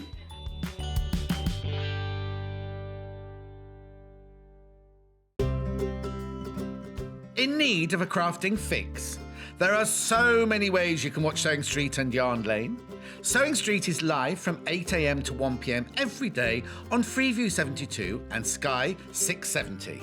Alternatively, if you want to watch us on a tablet or on the move, you can tune in on our YouTube channel, the Sewing Street app, or the websites at www.sewingstreet.com and www.yarnlane.com. You can watch past shows on Sky 670 from 1 p.m. every day, as well as our YouTube channel, the app, and our website. Yarn Lane is on from 12 p.m. to 1 p.m. Visit our programme guide to find out when and what's on. So you never have to spend a minute without us.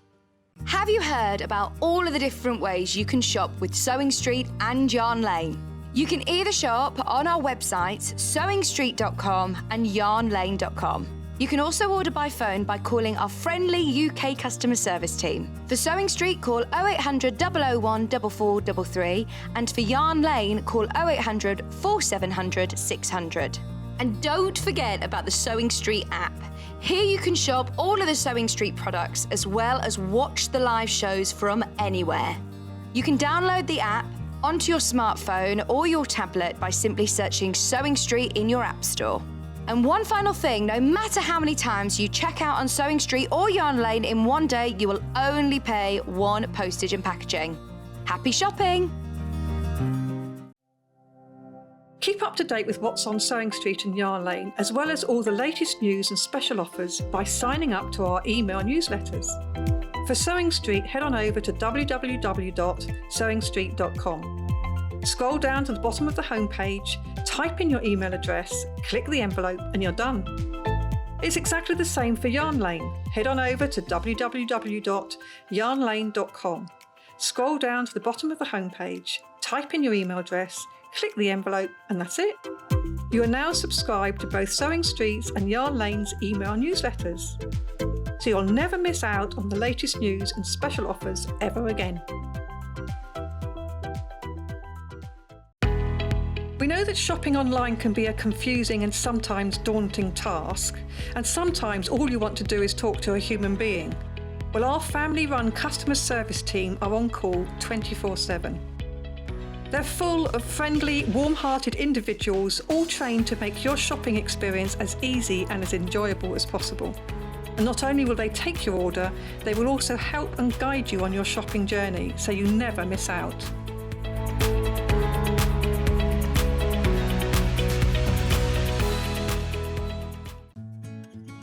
While we're having to spend more time at home again, we're here to keep you busy and entertained. Sewing Street will be live every day from 8 a.m, bringing you plenty of demonstrations with our experts in dressmaking, quilting, bag making, toy making, needle felting, embroidery, and so much more. Our community of fellow sewists on the Sewing Street fans Facebook group are there to chat to you about whatever you're making, sharing photos and advice.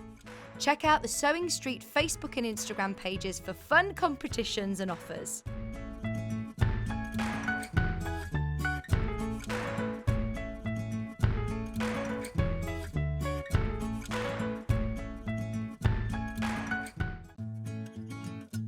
Stuck for ideas for the perfect gift? Why not get them a gift card?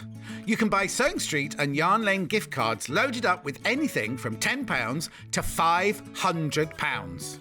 Shop our gift cards online at www.sewingstreet.com or www.yarnlane.com, or purchase them via our UK call centre on 0800 001 44 33. Follow Sewing Street and Yarn Lane on Facebook and Instagram to keep up to date with what's coming up on the show, as well as being the first to know about our amazing offers. Get involved with our competitions that are exclusive to social media.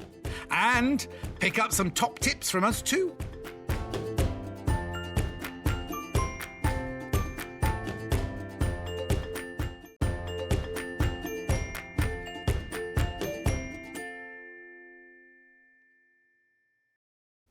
Welcome back to Sewing Street, and this hour is all about face masks. Now we have sold face masks before, we've shown you how to make them, but they're always really popular, and now that we know that we're going to have to wear them for a little bit longer, don't know how long, we've bought you 3 brand new panels so that you can make some more. Now if you haven't seen these panels before, let me open out one of them.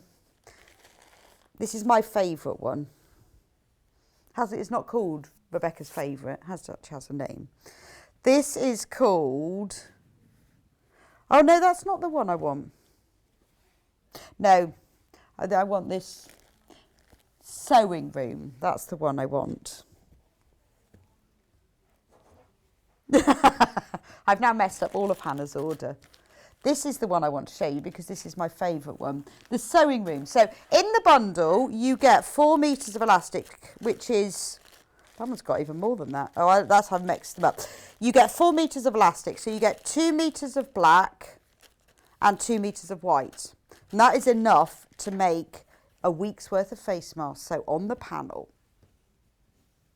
let me open this, because remember, you need to change them every day. And this is 100% cotton. You can pop them in the washing machine. So every time you've worn one, put it in the wash and get the next one out. That's your whole week's worth of face masks. So on the panel, now this makes it easy peasy for you because it's got the instructions that I wrote.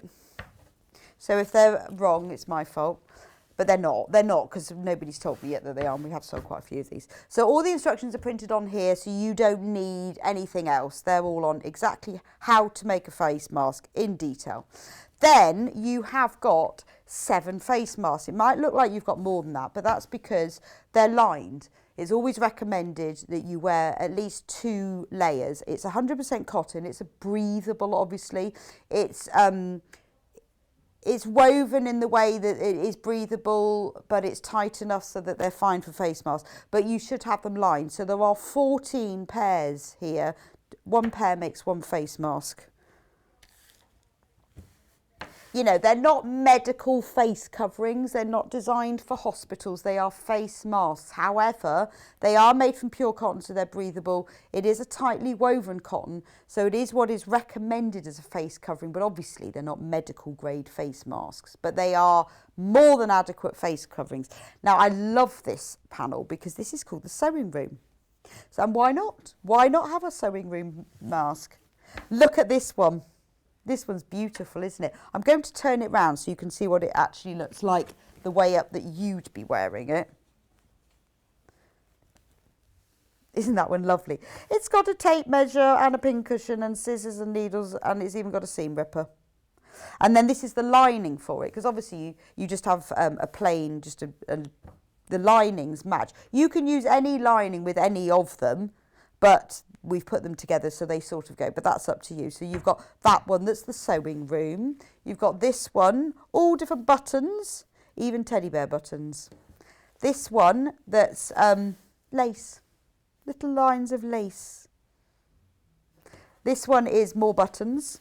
So depending on what outfit you're wearing that day or how you're feeling, depends on what colour you wear, but you've got 7 to choose from. So that's 4.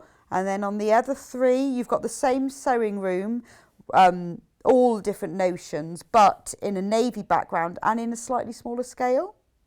You've got this one, spools of threads with a nice stripy background. And remember, we have put colours lining that we think goes together, but you can mix and match, that's up to you. And then this final one here, this is all those decorative stitches on your sewing machine that you've never got round to using. You've got like little cross stitches, running stitches, herringbone stitches. So it's like a little stitching sampler. So, and that's got a nice mustard lining. So it's up to you which lining you put where, but there is enough on here, but I love this. So if you're having a sewing day and you need to pop out, that's the one. I think that'd look lovely in the supermarket, wouldn't it? You get all the fellow sewers coming up to you and love your mask. Love your mask. Do you sew? Do you sew? And you go, yes, I do. Do you? We both sew. Anyway, in there you get black 2 meters of, because there's a metre in each packet, 2 meters of black elastic and 2 meters of white elastic. I think I've dropped one. Maybe I've sewed. Oh yeah, I have. There it is. All in there, and that's enough to make your 7 face masks. Now, over half the stock of this one has gone already. But that's because, I did say, because they said, oh, will you do another face mask? I said, can we have some new panels? And I quite fancy sewing room, so I'm very pleased with this one. That was by my special request. The next one, again, you get the 2 meters of elastic, 2 black, 2 white. GMUU 95. This one is called Floral Summer. I'm going to show you it this way round because then you can actually see what they look like. Oh, that's very pretty. That makes me think of a very floral designer brand. Pale blue with little white spots and flowers in. This mask, pink, with little sprigs of flowers. That's for your sort of pastel-y days. This is if you want, I think a lot of the face masks we've been wearing have been quite dark, haven't they? But now that the spring is coming, we need to lighten it up because your mask should always match your outfit, obviously. So you do need a choice so that you are always colour coordinated, or maybe it can match your handbag or your coat. But if you're wearing something lighter, those two look lovely. That's just a stripe with little florals, little sprigs. Oh, now this one, very Dina Designs, isn't it? It's got that jadey colour background with the bright pops of floral. And actually, this print it's the same print, but in miniature. That's very pretty, isn't it? So what you could do, because these have just got plain white backgrounds, you could actually, if you wanted to have a pretty lining, not that anyone's going to see it except for you, you could use them to line. That's up to you. And then this one here is just some lovely sort of stripes, almost like little ribbons and running stitches. Now what's great about these as well is that the template is their mirror image. You need 2 for each mask. If you wanted to then make some more masks but in a different fabric, like say you wanted to make, I made one for my husband from an old shirt just so that it looked like he was still wearing a shirt. You could cut one of these out and use it as a template with your own fabric to make other masks, which work really well with, you only need little pieces of fabric. You could do it with that, or you could do, like I say, you could use shirts. In fact, men's cotton shirts are perfect for face masks because they're really tightly woven and very soft. So you get free pattern because you can use that for the design of them. And the last bundle that we've got today, again, 2 meters of elastic, 1 black, 1 white, 2 black, 2 white, 4 meters of elastic, 2 black, 2 white. This one is called Floral Blues. And then I'll just open it up so you can actually see what's on it. So you've got the striped one here. It's got like little running stitch lines, little dots.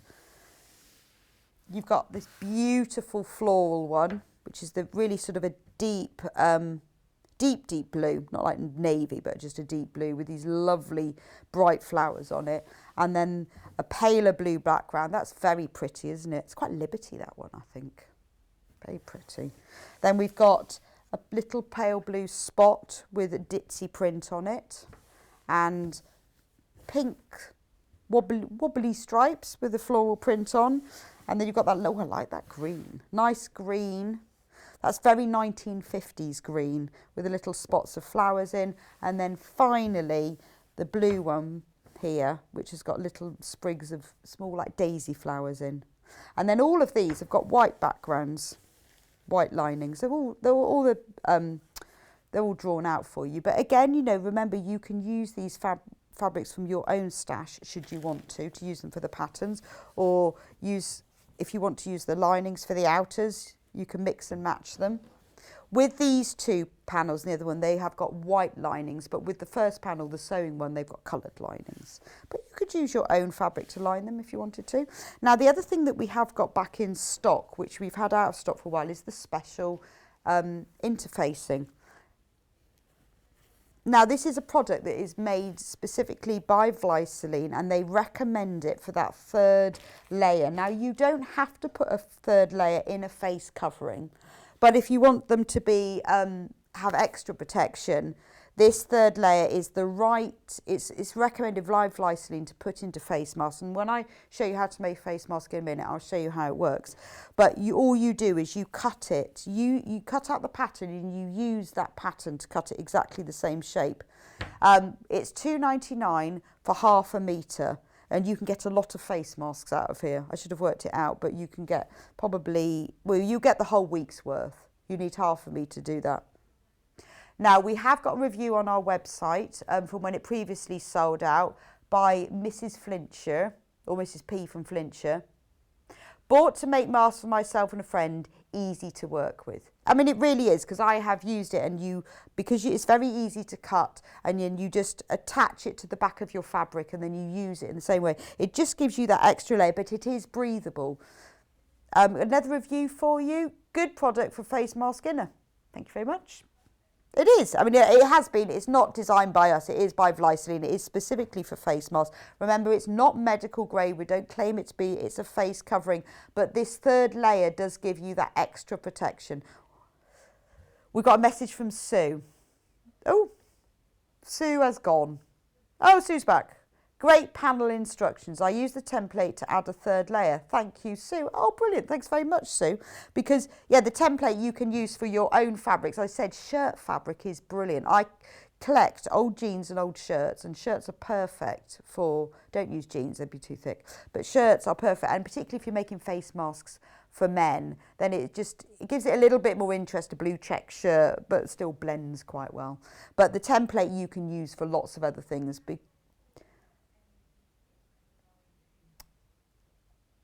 Sorry, Hannah. Yes, so if you want the kits, on all the lining, go onto the website and click on Watch Live. They are below that, or you can call the call centre. But there is a small queue on the phone, so just be a little bit patient if you want the face mask line. We have got plenty in stock, but there is a bit of a queue on the phone at the moment. So those are the face mask and lining. Where did I put them? Oh, they're on the other desk.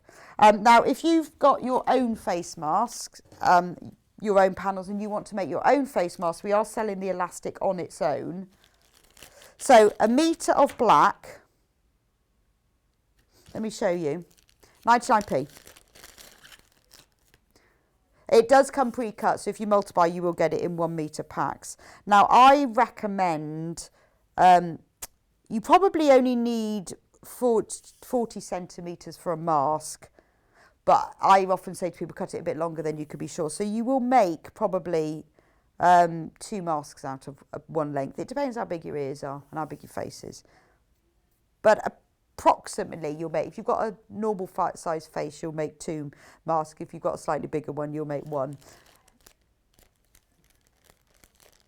Oh, Susan has messaged on the Facebook chat.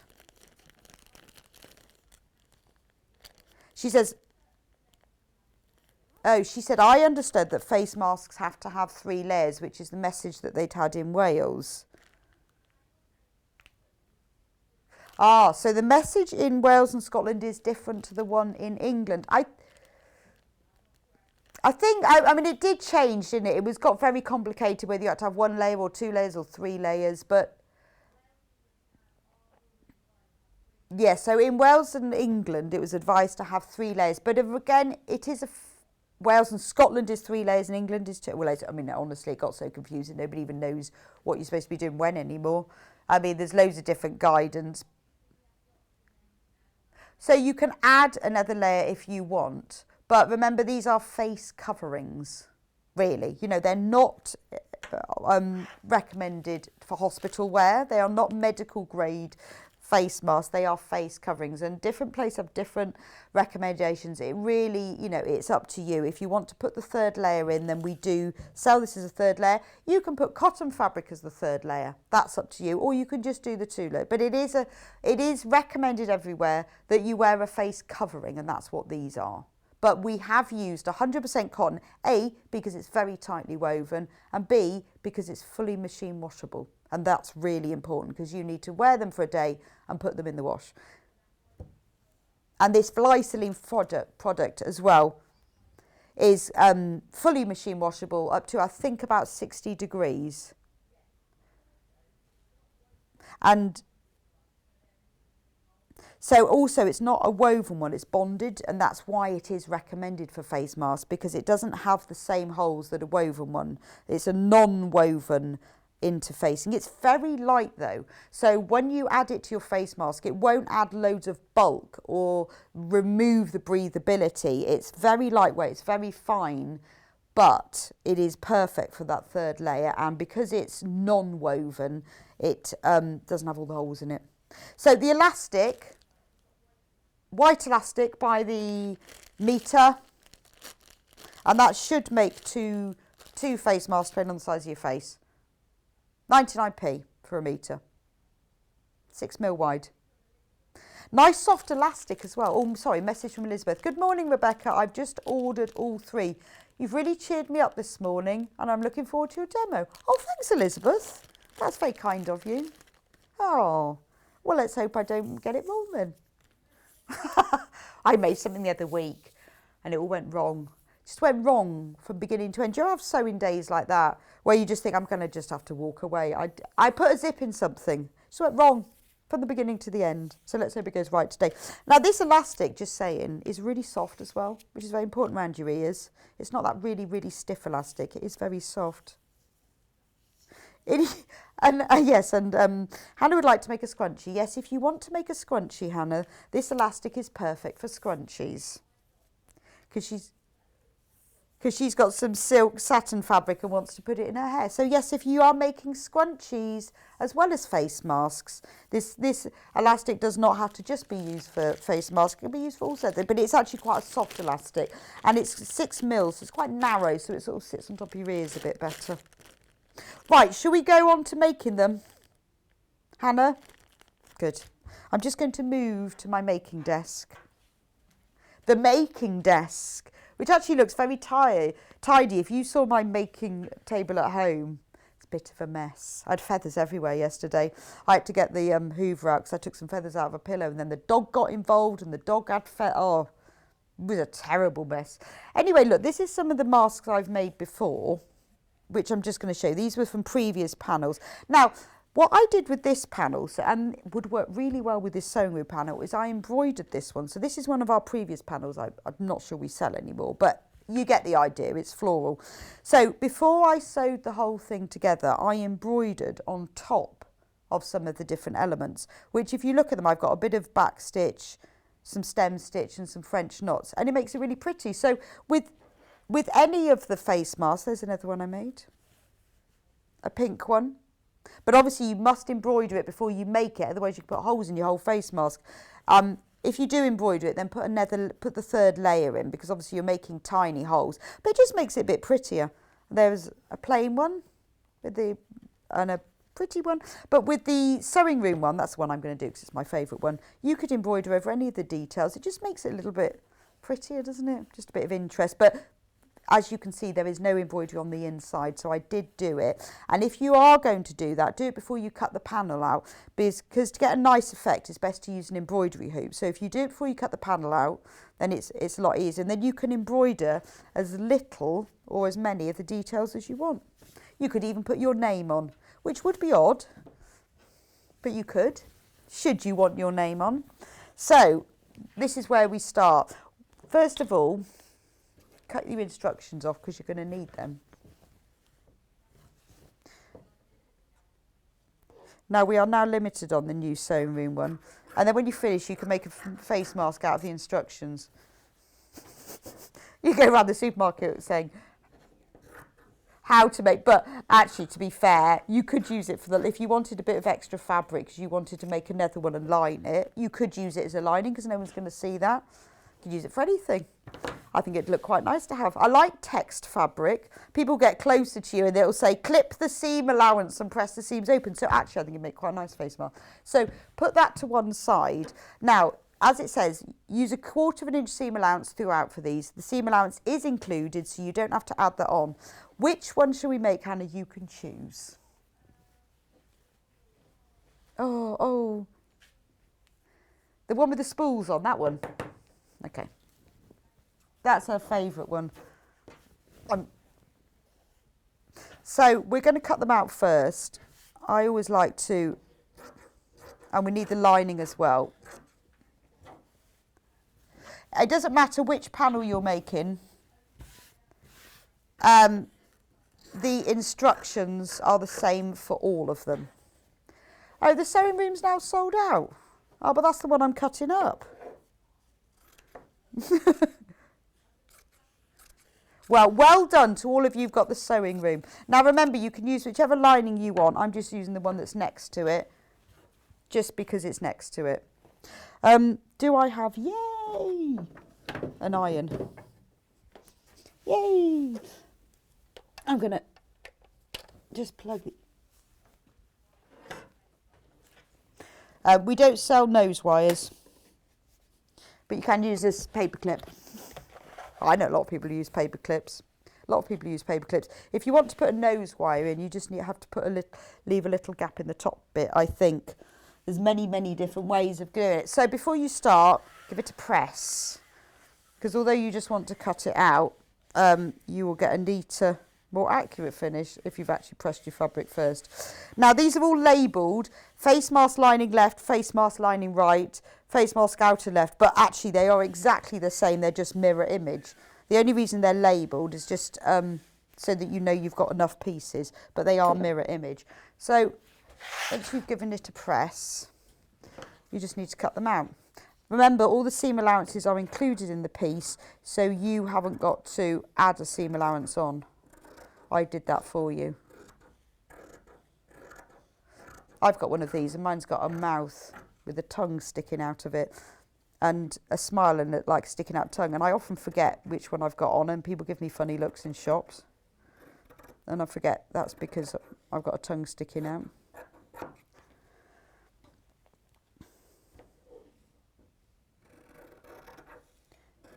You don't need to label these. It's quite easy to remember which one's which. So just cut carefully. So if you do want to use this panel for your own fabric, or, you know, like with this panel, because you've got play ones, you can make 14 masks out of this and then line it. Oh, my hair's in my face. Line it with your own fabric.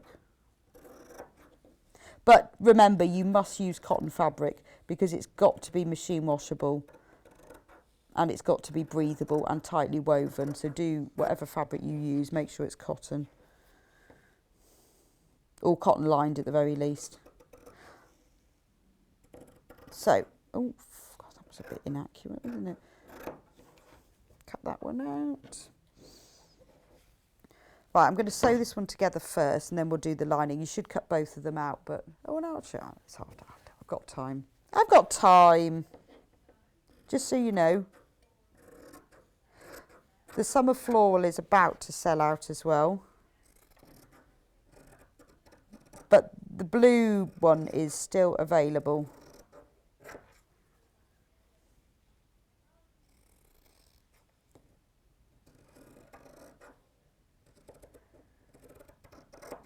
But it's nice having the bundle that you can, because it's got the elastic with it. Can't wait to the day where I don't have to wear these though. Oh, pretty.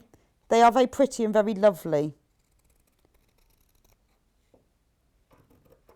But don't you feel though when you're wearing it that you're sort of anonymous and that nobody can see you? It's a bit like when I wear sunglasses. I think nobody will recognise me.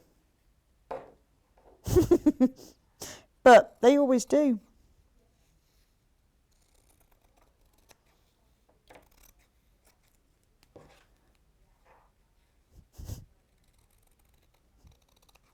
Yeah, I guess you can.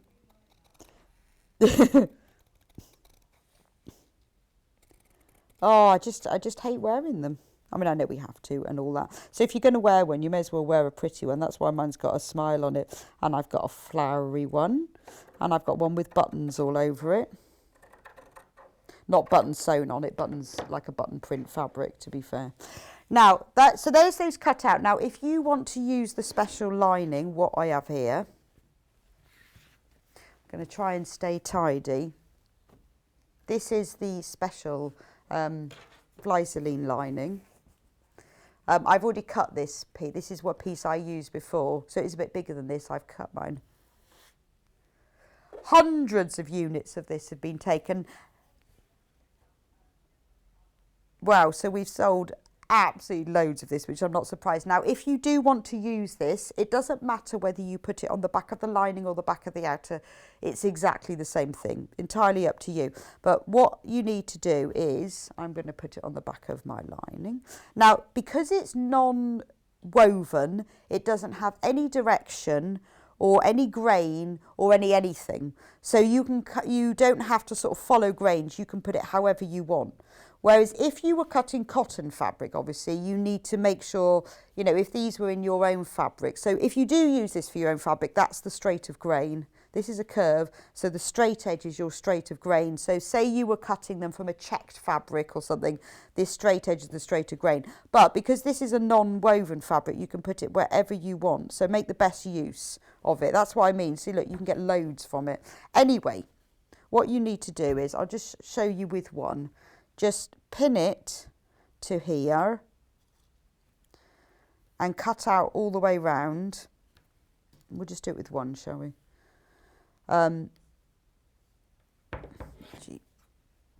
Cut it all the way round.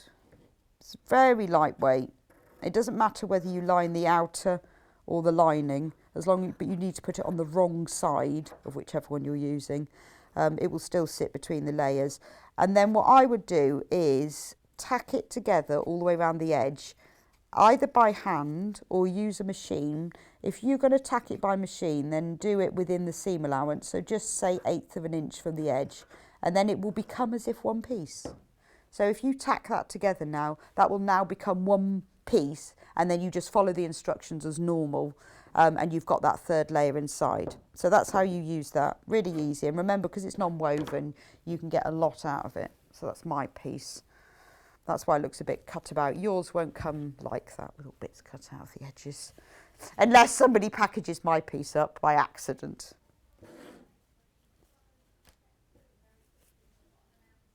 Oh, hang on. I've got to go over to set 2 very quickly for an announcement. Hello! So we had sold out completely of all of the bundles, but we can sell the panels on their own. Hannah's not allowed to do this, so this may be her last show. It was really nice knowing you, Hannah. Thank you for the £8 wide backing. So the sewing room panel, which is what I'm just showing. So no elastic, panel on its own. There are a limited number because Hannah will get caught at some point, and then they'll tell her off. So the limited number until Hannah gets caught. Oh, just do it. They won't notice. It'll be too late then.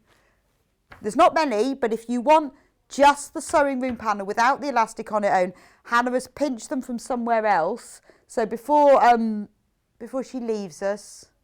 Well, it's a shame because, you know, I've talked about these and shown them how lovely they are and made Hannah's favourite one, which isn't my favourite one. That's my favourite one. Actually, that's my favourite. That's my favourite one. I quite like that one as well. In fact, I think the navy notions one is my favourite one.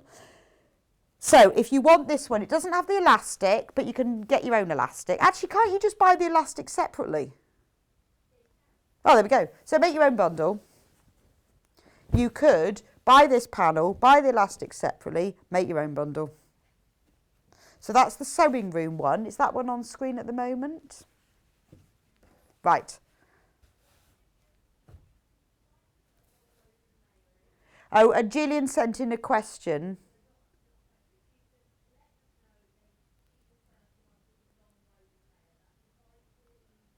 Oh, okay. So she wants to put the non-woven layer on. Yes, you can. Right. You could use the one that we were just using. You can use that in the centre. Right. Floral blues. Floral blues. Panel on its own with no elastic. Limited number of these before Hannah gets told that she shouldn't have sold them, and we have to say goodbye to her forever with her £8 extra wide backing. Best thing she's ever done. Those are all the blues and greens, florals, mini florals, and little stripes. That's the one with the really lovely 1950s green floral print that I quite like. That's the floral blues.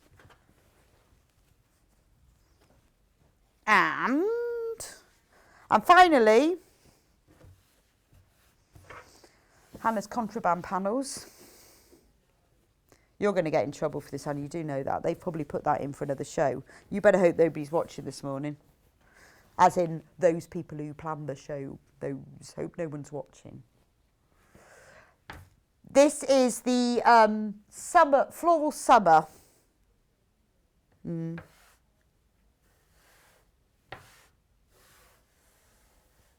This is my favourite Dina designs, and that's a really small print of it, and you've got a blue stripe, you've got the two white. These are very pretty. You don't often see people with the really very pretty ones. But remember, these can match your outfit. Your face mask should always either match your outfit or your handbag.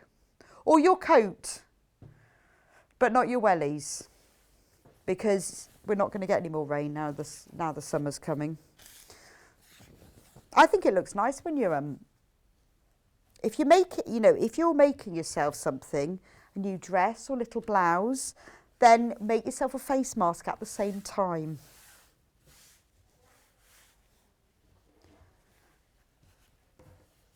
Right, and please could you check out on those before they find out that we've sold them. Otherwise they might take them out of your basket. Elastic is separate, and we sell it by the metre, and 1 metre will do 2 face masks unless you've got a big face or big ears. It depends who you are. So the ones that I've made for some men, I've only got away with 1 mask because I need, probably 30 centimetres for each ear. But so you need just over that. But most normal you will get it, a metre will do 2. And then don't forget the Vlyceline, £2.99 for half a metre, that will make the whole panel, which we showed you. Right, I'm going to go back to my making table. Right, back to the making table. So if you're using the Vlyceline layer, cut it out, pin it on, tack it round the edge, and then it will become as one, either by machine within the seam allowance or by hand if you just tack it yourself.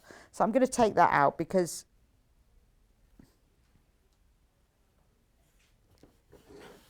you could use a glue pen to a stick to attach it as well if you want.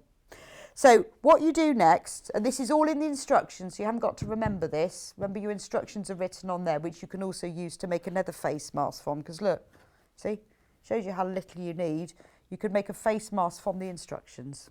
In fact, you've got Sewing Street on the top of them, so you could use that section. It'd look quite funny to have a face mask that said, make your own face masks. So keep your instructions there. Now take the 2 outer ones, place them right sides together, and if you've cut them out properly, they will fit. And then pin them together using my favourite pins. We've got some pins here that I really don't like, so I asked these specially from Hannah. These are lovely. These are like magic pins. They're really nice, aren't they? But I won't talk about them too much because we haven't got them in stock. But they are lovely. So just pin them roughly together and then we're going to sew it using a 1/4 inch seam allowance. If you haven't done much machine sewing and you're not sure about that, draw your 1/4 inch on. You can use a heat erasable pen or a pencil and then just sew on top of it. And after a while you'll be very good at the 1/4 inch. Now luckily Jules has left me the 1/4 inch foot, which is very handy. But, oh, that made a funny noise, didn't it? So use your 1/4 inch seam allowance all the way around the edge. Just go a little bit slowly around the curve section. It does look a bit odd that it's this curve, but this is the bit that goes over your nose. I love this 1/4 inch foot. Does this 1/4 inch foot come with this machine? Quite like one of these because it's got a little blade. Well, it's not a blade, but a little edge that you run along the edge of the fabric. I might have to buy one of those. I wonder if you can get one for my machine. Right. So you've now sewn the 1/4 inch. What we're going to do now is help the curve to open. You could cut it with pinking shears if you like, which we do have somewhere, but I don't know where they've gone. If you've got pinking shears, you could trim the edge, but if you don't, just cut little snips close to the stitching, but not actually into it, spaced about a 1/2 inch apart. That just helps the seam to lay flat. If you use pinking shears, it cuts the little wedges out, so it helps. Do that. Find your ironing mat. This is not the easiest thing to do because you're trying to press a curve. But what you need to do as well is don't press the seam open, you need to press it to one side, because if you press the seam open, you're making more particles allowable to come in because the seam is open. So if you press it to one side, that won't happen. And I know that's not very easy because it's a curve. So what you can do is if you press it first like this, you can just move it over with your fingers and do it that way. It's not the easiest, but it's fine. And then if you press it in, fold it in half, you need to sort of do a little bit of pressing. If you now roll it, I know you're not supposed to touch things and put things in your mouth, but honestly, this is the easiest way to roll a seam. It's my mask anyway, so I can do what I like. Actually, it's your mask, Hannah, because you asked me to make this one. So you'll have to wash it first. But if you wet your fingers slightly, then you can roll the seam. Now, you can use this for lots of different things. If you ever need to get the seam on the edge and it's a funny shape that you can't press open, just roll it backwards and forwards, damp your fingers slightly and look. Then press it. Now my seam is beautifully on the edge. And when we sew them together, I'm going to make sure it's over to one side. So, lining fabric. Do exactly the same thing. 2 pieces. I'm a bit of a pinner. I think you either are a pinner or you're not a pinner. As Jules was just saying, she's not a pinner, I'm a pinner. Because, I don't know why, I think probably because I've had to do a lot of unpicking where I'm not very good at holding it straight. I do a lot of pinning. So, 1/4 inch seam allowance again. Try and get the 1/4 inch on the both of them, only because then they'll fit together better. If you've attached the special interlining facing stuff, then you'll be sewing on top of that because obviously you put it on the wrong side. And then when you get to the end, little reverse stitch.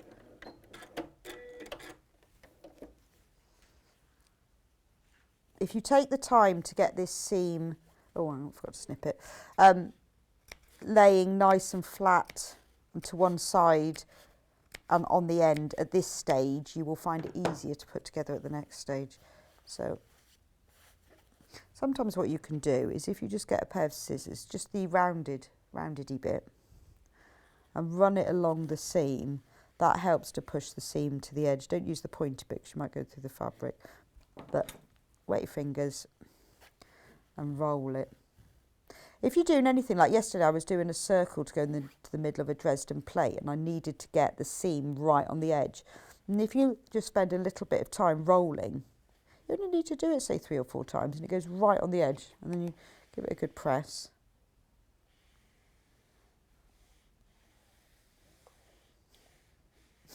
Yeah, we'll now have to sanitise the whole world because I've just done that. But it's the only way to get a rolled seam, is to wet your fingers. So now I've got 2 nice rolled seams. So open up the lining and open up the outer and place them right sides together. What I like to do is match the centre seams first. Now, with these centre seams, the best way to match them, to make sure that they match exactly, is put a pin through the seam on the top and make sure it comes out in the seam on the bottom. If it doesn't, move it over a bit.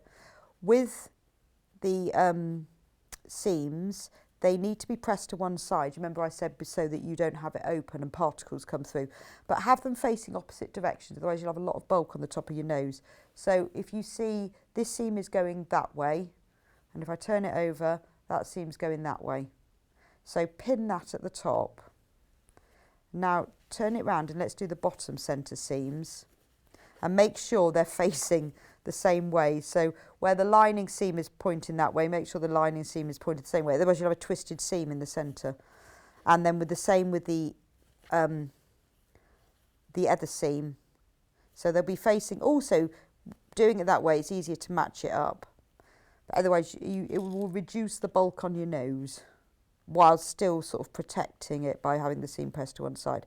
But make sure that you do press them to the same size, otherwise you'll have a big twist in the middle. So just double check. That one's going that way, that one's going that way. It's fine. Now, once you've done that, pin the corners together. Match those up. And turn it round and match those up. Super long pins. Match that corner.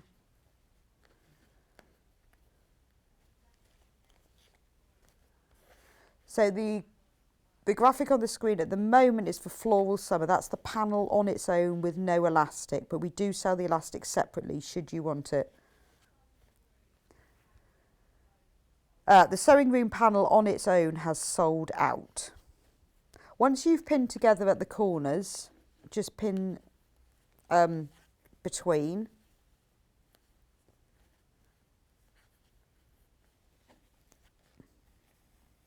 When you do this sort of curved edge, you know it will fit because the pieces were the same size. So just pull it, adjust it slightly to make sure the raw edges are matching up. Okay, now what we're going to do is we're going to leave a gap in one end for turning this right sides out. And if you're anything like me, you'll forget to do that. And then you'll have to go all the way around. So what I do is I put in a, do I tell you how, do I just say a gap? Wonder whether I tell them. Oh, I do. I did a 2-inch gap, but it doesn't really matter about that. So if you place some some pins like that, then you can see that that's the gap, or you can mark it with a pencil if you want. So we're now going to sew all the way around, starting from one side of the gap, all the way around there, and ending up on the other side of the gap with a 1/4 inch seam allowance. So let's take that pin out.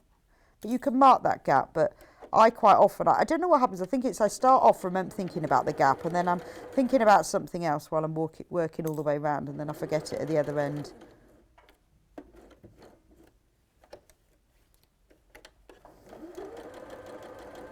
I do like this 1/4 inch thing. What if you could buy metric feet? It'd be quite handy, wouldn't it? Like for a 5mm seam allowance. I guess a lot of people in Europe sew in metric, so they must sell them. But it makes it a lot easier because it's got like a little edge on it.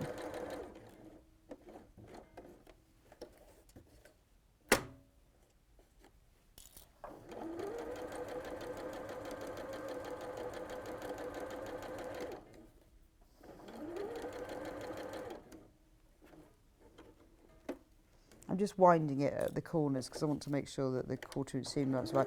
Now I've done the straight bit, so I'm going to do the curved bit now. So just take you don't really need to stop and pivot the needle. It's not that tight a curve, but just make sure you keep it right. Now, before you get to the seam, you know what it's like sometimes when you go seam, that it turns the one underneath it round the other way. So just make sure that the bottom seam, now that you've got to it, is lying flat and in the right direction, the one that you pinned it. And if you hold it flat as you're sewing over, it will stay like that. But quite often what can happen with the bottom seam, as it hits the teeth, the feed dogs, the teeth underneath, it sometimes flips it over, and because we're trying to keep everything lying flat and not bulky around your nose, that's important. So we just go around here and don't forget to leave the gap. Right, before you do anything else, always press your seam, always set your seam, because look, if you look at that, now it's been sewn, it's slightly wibbly, it's a technical term, all the way around the edge. But to get a neater finish before you do anything, always press the seam, and it's better to do that before you turn it right sides out. It just sets it. Do that with all, whenever you do sewing, if something says press the seam open, press it flat, then press it open. Now to reduce the bulk, we're going to snip the corners off, close to the stitching, but obviously not actually through it. Snip all of those off. And then this bit that's at the top of the nose here, that's quite bulky because you've got a lot of seams going on. So I always trim just outside the stitching to about 1/8 of an inch. I trim that bit off. The rest of it you don't need to, but just that one. And then on these curved edges, again, snip the seam allowance. All that means is that when you turn it right sides out and you roll the seam, it helps it to open up, and because otherwise the seam is more restricted on that curve, and it helps it to open up.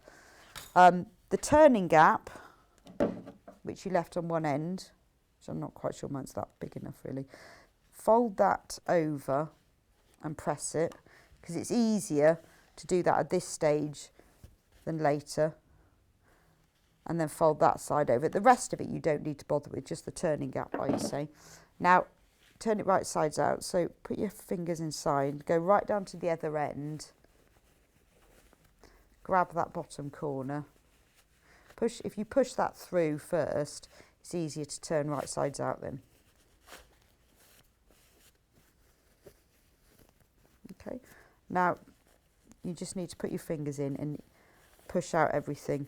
You can use something like a point turner, or you can use the end of a pair of scissors. Just be careful they're not really sharp, otherwise you'll break through the fabric. What's the time? Okay, so just use something. I mean, these are quite rounded, so they'll be fine, because you need to push the corners out. Oh, I've got a nice email from Melissa. Great demo, thanks. Thank you, Melissa. Oh, she says, I always have trouble making masks. You're so clear. Well, do you know what, Melissa? It's because I have got a lot of them now. And all the things that I'm telling you about, don't do this and do that, that's because I have done this and done that. So now we've got a lovely mask, and we're going to press it. Remember, roll the seam. Because you can't press the seam open beforehand because of the funny shape of it, this is the only way to get it right. Roll the seam, and look, now the trouble that you took to match those seams at the top now means you've got a really nice curve. And also, by snipping out the little corner bit that we did earlier, means that you haven't got, obviously there's a bit of bulk there because you've got seams, but it actually isn't too much. This is where, so you don't see the lining because it's pushed to the inside, but it is sometimes nice to put a little colourful lining on. It's a bit like having a bag or a pocket. Nobody sees it, but it's quite nice to have. You can have quite a sensible face mask and then a really mad lining. And you'll know when they're all hanging on the line anyway. But this fabric is, you know, it is pure cotton. It will certainly wash. I've washed it loads. Okay. Now you can't press this seam because it's curved. So what I do, just to keep it flat for when I'm going to sew it is I just press it like that. Now what you can do if you want, but you don't have to do this, is you can top stitch all around the edge. I'm just going to show you on one that I've done because I haven't got much time. So can you see on this one that what I did next was I top stitched all the way around the edge. And then, where's my other one? So this is one I did last time. So once you got to this stage, if you want to, you can top stitch all around the edge. You don't have to, but it does give you a slightly neater finish. Then you end up with this. And all you have to do, well, you can do, I mean, that's exactly the same, isn't it? Is you turn the edges over by 1 inch. Now, the best way to do that is get a ruler or a tape measure. Measure 2 inches on the inside. Let me make sure that's in the middle. There we go. If you measure 2 inches and push a pin through, and then measure 2 inches from the other end and push a pin through. If you then fold that over to there and press it, you've now turned that over by 1 inch and just pin it down. And you do that at the other end as well. So both ends are, so that means that you don't need to sew that turning gap closed because you will, this is the end with the turning gap. You're going to do that now. So all you have to do next is pop it under the machine.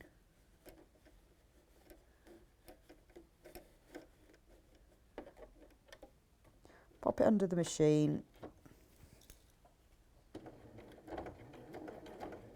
Don't forget to reverse stitch because this is your case.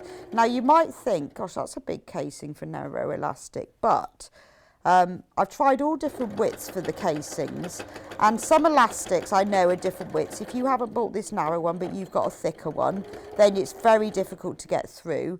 The other thing is sometimes when you wash the elastic it shrinks or it stretches, so you might want to adjust it or put new in. And if you look at with these, the elastic is not, when you finish this, you thread the elastic through, you make it a bit bigger, you knot it, put it over your ears, see if it fits and put it back. I like to then slide the knot so that it's on the inside. Now, if you've used a slightly thicker elastic, it's very difficult to get the knot on the inside. Very difficult. So that's why I've given you a nice inch. It doesn't make any difference to the outside, and the elastic will still sit on the edge, but it just means if your elastic is thicker and to get that knot on the inside, then you can. And also if you want to remove the elastic because it's stretched, or I don't know, I've found that I've done them, then worn them for a couple of days, think, oh, my ears are really hurting, I need to loosen the elastic. It's easier to get out. So all you have to do is do that to both sides, thread the elastic through, knot it, and there's your face mask done. It's like how quick that was. Got another nice message from Leslie. Thank you. I can never read these. Rebecca. Me and my granddaughter, Rachel, love watching you. She's 6 months old. Oh, how lovely. You lucky thing. I wish I had a little 6-month-old. Mine are all old now. Oh, they are. Great demo. You are so clear and cheery. I have sent for the bundle. Thank you, Anne. Oh, I know that. I should say that. Thank you, Anne. That's really kind. I'm glad. Which one did you buy then, Anne? Hope you bought this one. My favourite one is definitely, of all of them, that one. That's my favourite. Right, we're going to do a quick recap of Hannah's contraband panels and some other fabrics as well. Right, I'm just moving round. So the sewing room panel, which is the one that I was just using, not in a bundle because we've sold out of that. I was sold out separately as well. I'm not looking at that one then. Which one can I look at? Summer Floral. Is that the blue one? No. Okay, this one is the Summer Floral. This one is available all on its own without the elastic, although you can buy the elastic separately. Got the lovely green print, the small green print, the blue stripes, and then on the other side you've got the pinky blossom print, the stripy flowery one, the white print, and the blue 1950s kitchen print. $7.99 for 7. $7.99 for 7. Bargain. Oh, and comes with free pattern because you can use it for making your own. And because it's fabric, it's really easy to stitch. They make one from a shirt, honestly. Best thing to make. Lovely face mask, a shirt.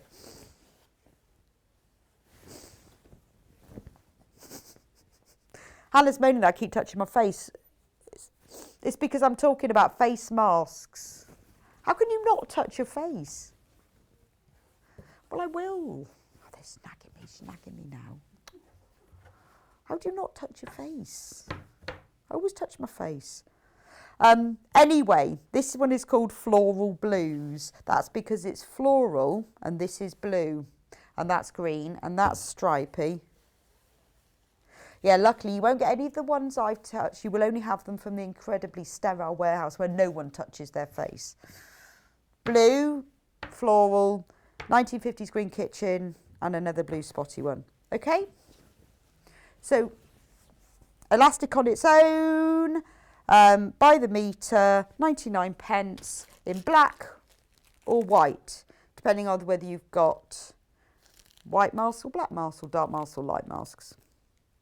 Up to you. But you need probably, a metre will make 2 masks unless you're making a particularly large mask or if you've got very big ears. But that's a rough guide. Oh, look at this lovely hand sanitizer. We don't sell this. This is only for people who touch their faces. Oh, oh, it's a bit stingy. I don't know, they must have a little... You know, I'm a sewer. I've obviously always got holes in my hands. I need some of that hand cream, don't I? So, we've also got... We've also got the interlayer. Remember the interlayer, $2.99. If you want the third layer, half a metre, $2.99. That's enough to make all the 7 masks and more. If you want to, it's non-woven, so you can cut it in any direction and you place it either on the wrong side of the lining of the mask or the outer of the mask so that it's between the two. It's the third layer. And you just tack it or sew it to either layer and then you use it as it is one fabric, and it just gives you that extra third layer. It's specially developed by Glycerin for face masks, so you know it's the right product. Okay, so now poor Jules is waiting, but we have got other panels. Which ones? These I've got other fabric there. Ooh. Oh, these are nice. Hang on, let's get the right way up. So these are the shape face masks that I've just made. These are those square ones. If you prefer, see, let me show you the picture. So if you prefer a square mask that's gathered around the edges, this is the one. I like these. This is a bit like the face mask that I've got that's got a tongue sticking out. A zip like that. So what you've got in here, you've got different sizes as well. These are children's ones, and then these are the bigger adult ones. So you've got a zip, a mouth, a moustache. Hello, Oxo. Teeth, a seal, all different animals, a pig. Oh, I love that. Look at that one with the cow and the tongue. That's brilliant. So $12.99. How many masks are on here? So what it says is you use these for the mask front and then you use your own fabric for the lining. So therefore, 1, 2, 3, 4, 10, 11, 12, 14, 16, 18 masks on there for $12.99. That's very lovely fabric as well. It's very soft. I love that. I want that for the cow nose. Unfortunately, that's in the child size. I don't know whether it would fit me or not. And then finally, we've got another one here. Again, very soft.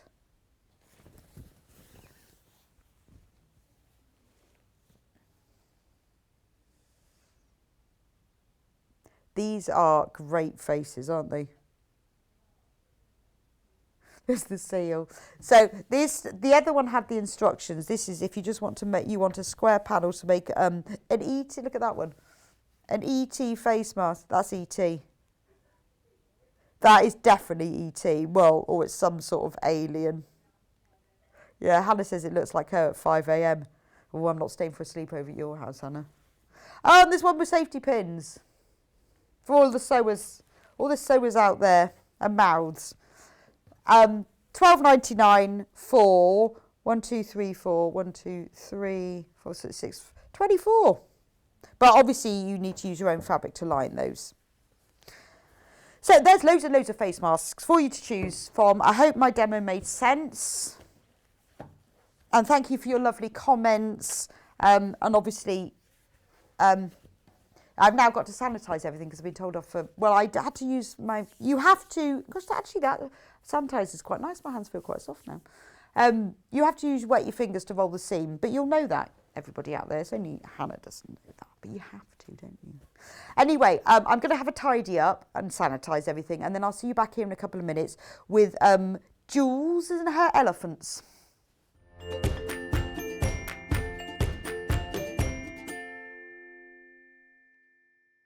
If you're a Sewing Street or Yarn Lane customer, no matter how many times you check out in one day, you will only pay one postage and packaging. So don't wait to add the item you want to your basket and check out. You will only pay one P&P even if you check out multiple times in one day.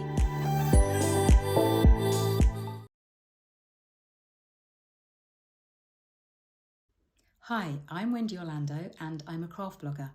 You can find me over at thecraftyco.com, and if you do head on over and have a peep, you will see that I'm a tutorial blogger.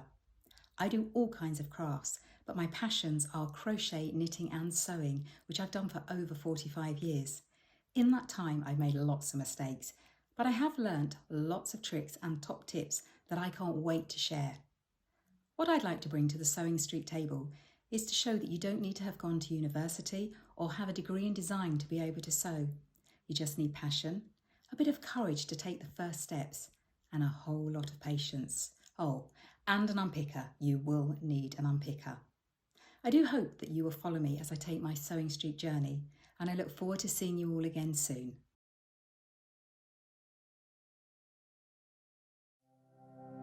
Keep up to date with what's on Sewing Street and Yarn Lane, as well as all the latest news and special offers by signing up to our email newsletters.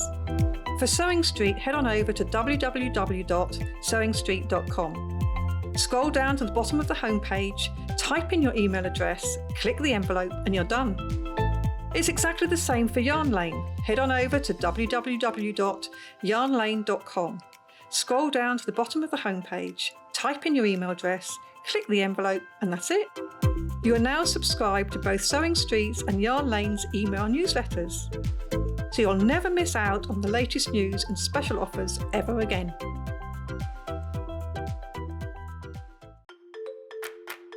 Follow Sewing Street and Yarn Lane on Facebook and Instagram to keep up to date with what's coming up on the show, as well as being the first to know about our amazing offers. Get involved with our competitions that are exclusive to social media.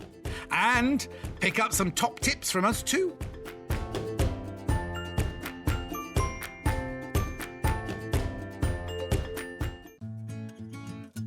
Stuck for ideas for the perfect gift? Why not get them a gift card? You can buy Sewing Street and Yarn Lane gift cards loaded up with anything from £10 to £500. Shop our gift cards online at www.sewingstreet.com or www.yarnlane.com, or purchase them via our UK call centre on 0800 001 44 33. Missed the live show? Don't worry, we recorded it for you. Never miss out on your favourite presenters, guests and makes ever again. Head on over to our YouTube pages to watch back the day's live show and enjoy your favourite demos over and over again. We also have lots of great content exclusive to our YouTube pages, such as product demonstrations, troubleshooting videos, and so much more. Subscribe and turn on the bell notification so you never miss a show or video ever again.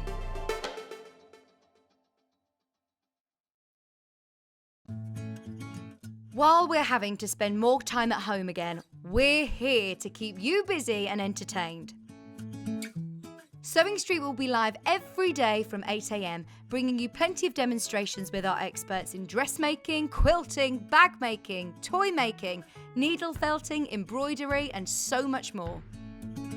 Our community of fellow sewists on the Sewing Street fans Facebook group are there to chat to you about whatever you're making, sharing photos and advice.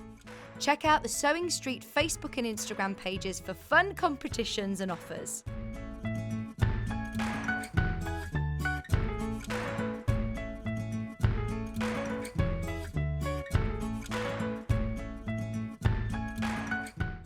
If you'd like to get in touch with us during our live show and send in any messages or any questions, then you can do it on studio@sewingstreet.com.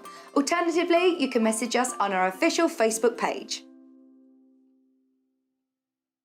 If you're a Sewing Street or Yarn Lane customer, no matter how many times you check out in one day, you will only pay one postage and packaging. So don't wait to add the item you want to your basket and check out. You will only pay one P&P even if you check out multiple times in one day.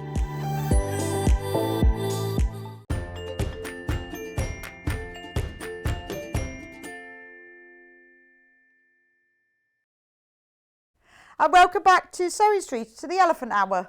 Well, it's not really the Elephant Hour, but we're making elephants. Or when I say we, I mean Jules is making elephants. So it's the Elephant Hour, which come from this book, Sarah Payne's Quilt School. Now, we've had this on air before. It's always been really popular. So the book is separate to the fabric pack, so we're just going to go through this first. Sarah Payne's Quilt School, New Ways to Start Patchwork and Quilting. It's lovely. It's very fresh, this book. It's fresh and modern, not modern as in like really super modern, bright, but it's just modern, up to date. Lovely book, tells you, so it is written, it does say New Ways to Start. It is written with the beginner in mind, so there's a lot about tools and materials and things you need. What can you cut from a fat quarter? 99 2-inch squares. Who knew? Who knew? Or 4 9-inch squares. But that's really useful to work things out.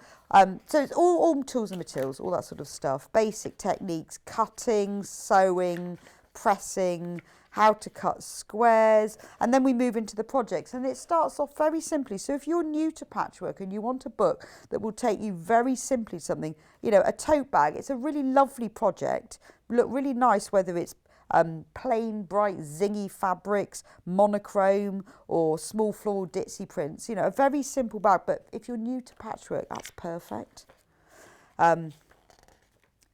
Table runner, very, very simple projects, but they are done in such a way as they're really attractive. I like the bed runner, that's really nice, but there's a lot of terminology used in this that you will have heard from a lot of our patchwork and quilters. So if you're new to it and you think, well, I don't know what they mean, what's that, how do I do it, or I don't even know where to start. The projects in here are very simple, but nice, because sometimes when you see, you know, projects for beginners, you think, oh, I don't really want to make that. I mean, even as ambitious as a quilt, but a really simple quilt. And then also, she gives you different ideas and variations, so you can make this 9-patch quilt, very simple blocks, or more complicated by rotating everything around. So you can delve into this at the level that you're at, whether you're beginner or expert. Snowball pillowcase, and this is simply, when they say snowballing, it's where you get a square and you sew a piece of fabric across the corner just to take the corner off and create an angle. That's called snowballing. But you can create some beautiful effects. You can use it just to cut the top 2 corners off, or all of them. And again, you know, what sings out with this, it's the fabric, isn't it? Whatever fabric you use completely changes it. So you just use your favourite fabric. Then we move on to triangles. So once you've cracked squares, you can move on to triangles, whether you're making a bedspread or a Jacob's Ladder quilt. I love the fresh blues in that one. It's really pretty. But obviously you can use, you know, any of the fabrics you want. And then once she's taught you technique, she's shown you like the different layouts. So you've learned how to do it. And isn't it? It's completely different effect depending on what you are. So this book, only £12.99. There is a lot in here where you've got a lot of technique about how to do things, but you've also got a lot of projects as well.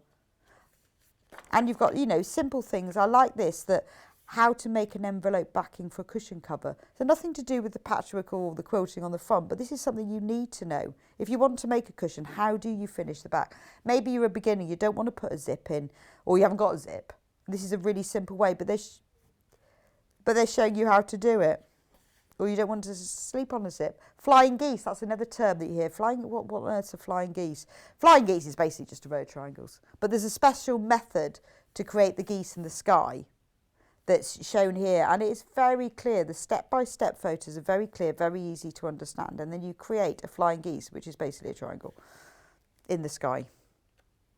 And then it shows you how to another way to do it using a ruler rather than just using the ruler for the angles.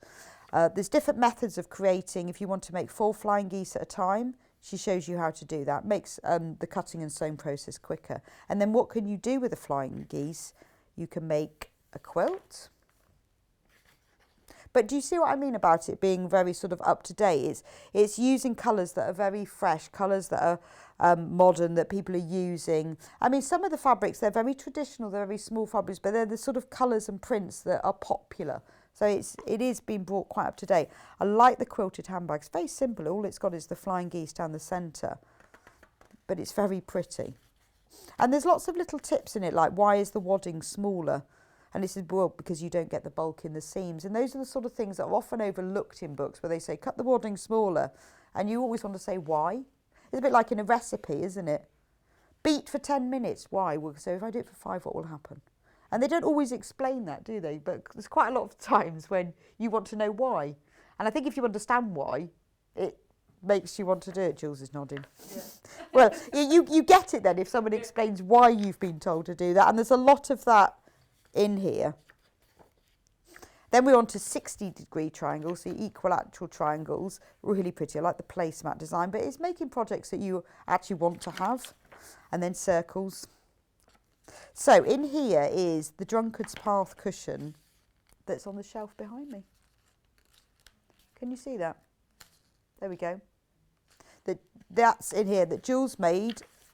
It's in November, I think. In November? I think so. So that's the cushion that's on this page. Again, using curved piecing, which she was doing in the previous hour. But that's that cushion there. But what's interesting is when you look on this page, the whole technique, you create squares first, and depending on which way round you turn your squares, you can make a completely different effect. So this one here looks completely different to that, but you've made your squares and then it's just how you join them together. It's nice to show those different options because you're getting more value for money then. Then she moves on how to do. So there's sewing a zip into your cushion cover. So we've done the envelope back. Now this is how to sew a zip, but she's done it in a really easy to understand method. Talking about tacking things into place first. Circles quilt. And then I think that the final project is on nearly at the end. The elephant cushion. Look, isn't he glorious? And you make him using scraps of fabric. Now we have got some bundles for you to make the elephant cushion. So do you mind which one first, Hannah? So we've got this lovely Moda 3 Sisters. So you've got 4 fat quarters. They've all got little birds on. They'll make a lovely, you'll see the elephant in a minute. You'll see what I mean. So you've got 3 Moda 3 Sisters fat quarters and a beige. Then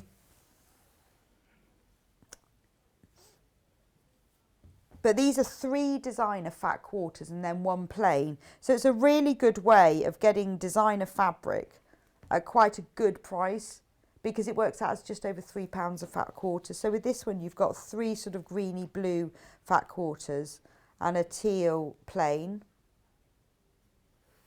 That's all Liberty. So £3 for a Liberty fat quarter is very good. This is the Minky Kim bundle. So you've got the floral, the diagonal stripe, the black floral, and then the turquoise, which is the plain that picks up the colour in the leaves. So that's the Minky Kim bundle. So many elephants to choose from. This one is the daffodil. Or is it? It's probably not called that. Yellow pistachio. So you've got yellow stars, green mini stars, mint and white. Yellow pistachio or daffodil. And then this is a starry one. So you've got a pink star, a mauve star, a plain mauve and a plain ivory. Depends what colour elephant you want, really.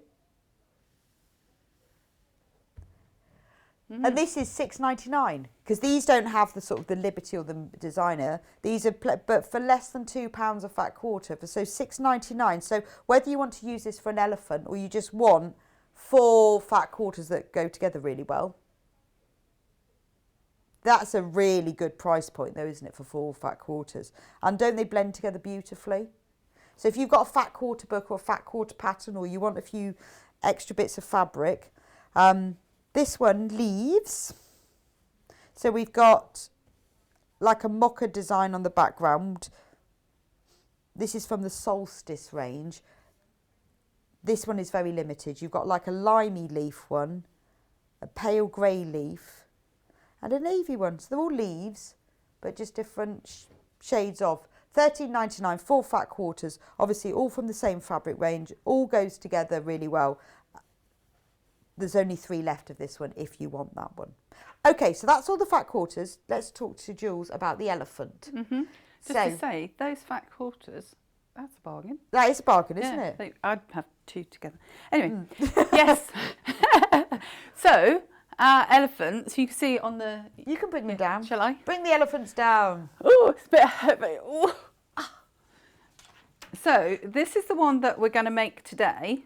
That's the one in the book. That's the one in the book. So, in the book, you are given a template.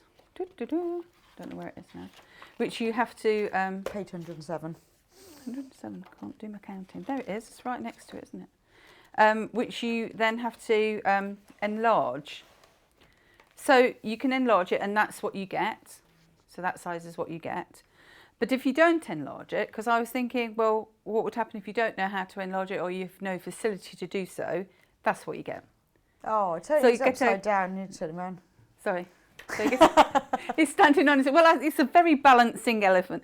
It's so I thought, well, he'd be really nice to make as a pincushion or something like that. Yeah, and actually, So it does so cute. say in it you can make it any size. Yeah. So it doesn't, it doesn't have to be enlarged that size. So No. you could just, if you didn't enlarge it correctly, with some things that really matters, doesn't it?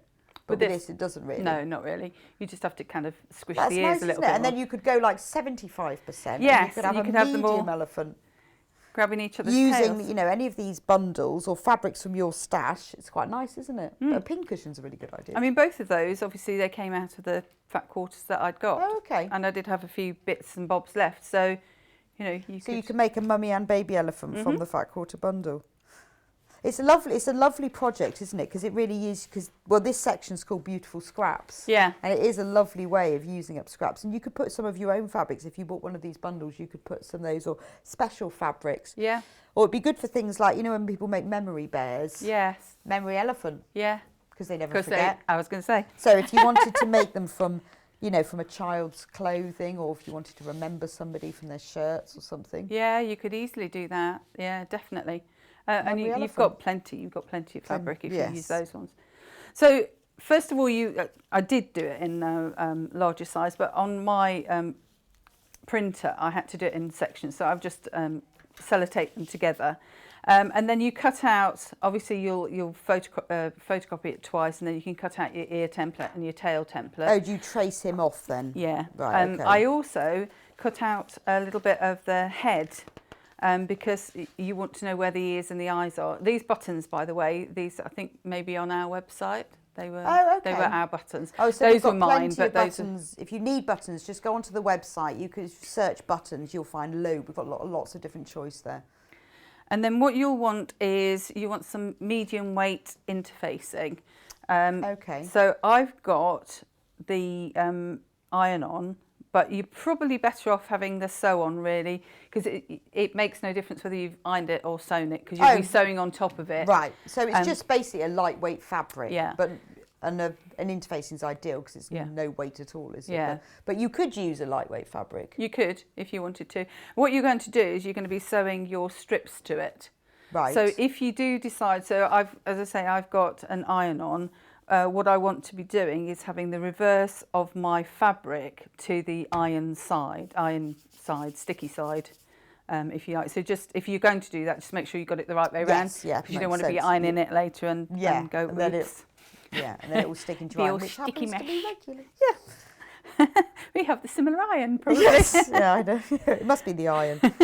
So if you take your fat quarters and then all you'll be doing, actually put them over there. So, all you'll be doing is cutting out strips. So whether it be your fat quarters or another fabric, what you want is a variety of strip sizes. Okay, so is that up to you? Well, Sarah does suggest it, so I went with her suggestion. And I think if you went I've got 1 inch, 1.5, 2 and 2.5. Okay. I think if you went any less than 1 inch, obviously you've got 1/4 inch seam on each side. Yeah, it would look bit tiddly. Right. And if you went any bigger than 2 inch, that's the 2 inch. You might just be taking over a big panel, and it's kind of, well, why would you do it? But so you, as long as you keep within those measurements, you can do it in whichever fabrics or whatever order you fancy. But I actually did think as well, if you haven't got those amount of scraps, so say for example you like hexagons and you like to do your English paper piece, and you could do a whole load and then just make an elephant. You can mix and match. That's a really nice idea, isn't it? Because you can just use, leftover special fabrics, or you could, like paper piece a whole elephant and then just cut them out. I mean, if you take things on the go and you've always got your hexagons with you, then you can do quite easily. You can do that. So just a random selection of, and what you're trying to do is to make sure that you've hopefully got different ones next to each other. But you know what? It doesn't matter if it's I see what you mean. So use different widths and different fabrics. Yeah, but don't be too prescriptive or at the very about least, different fabrics. Yes. So, as I say, I've got my shiny side here. What you're going to do is stitch and flip now. I'm going to be flipping today. We have to do a lot of stitch and flip. So I want to have my wrong side facing my shiny bit here, which is what I've got. So you lay one strip down, and what you want to do, so cut your, I don't know if you can see properly here, if I show you on the other side. So you want to draw around your elephant and then turn it over. That's the side you're going to be sewing onto. But make sure that this square is big enough, because you will want to be cutting it out with a seam allowance. Yes. So remember that at the beginning. So the template doesn't include the seam allowance? No. And this is the size that you want it in the end. Okay. So just kind of be aware of that, sure really. It's a bit bigger. So just... so if you cover the whole of that rectangle, you'll be fine? Yeah. What you want to do is you want to sew a couple of strips together.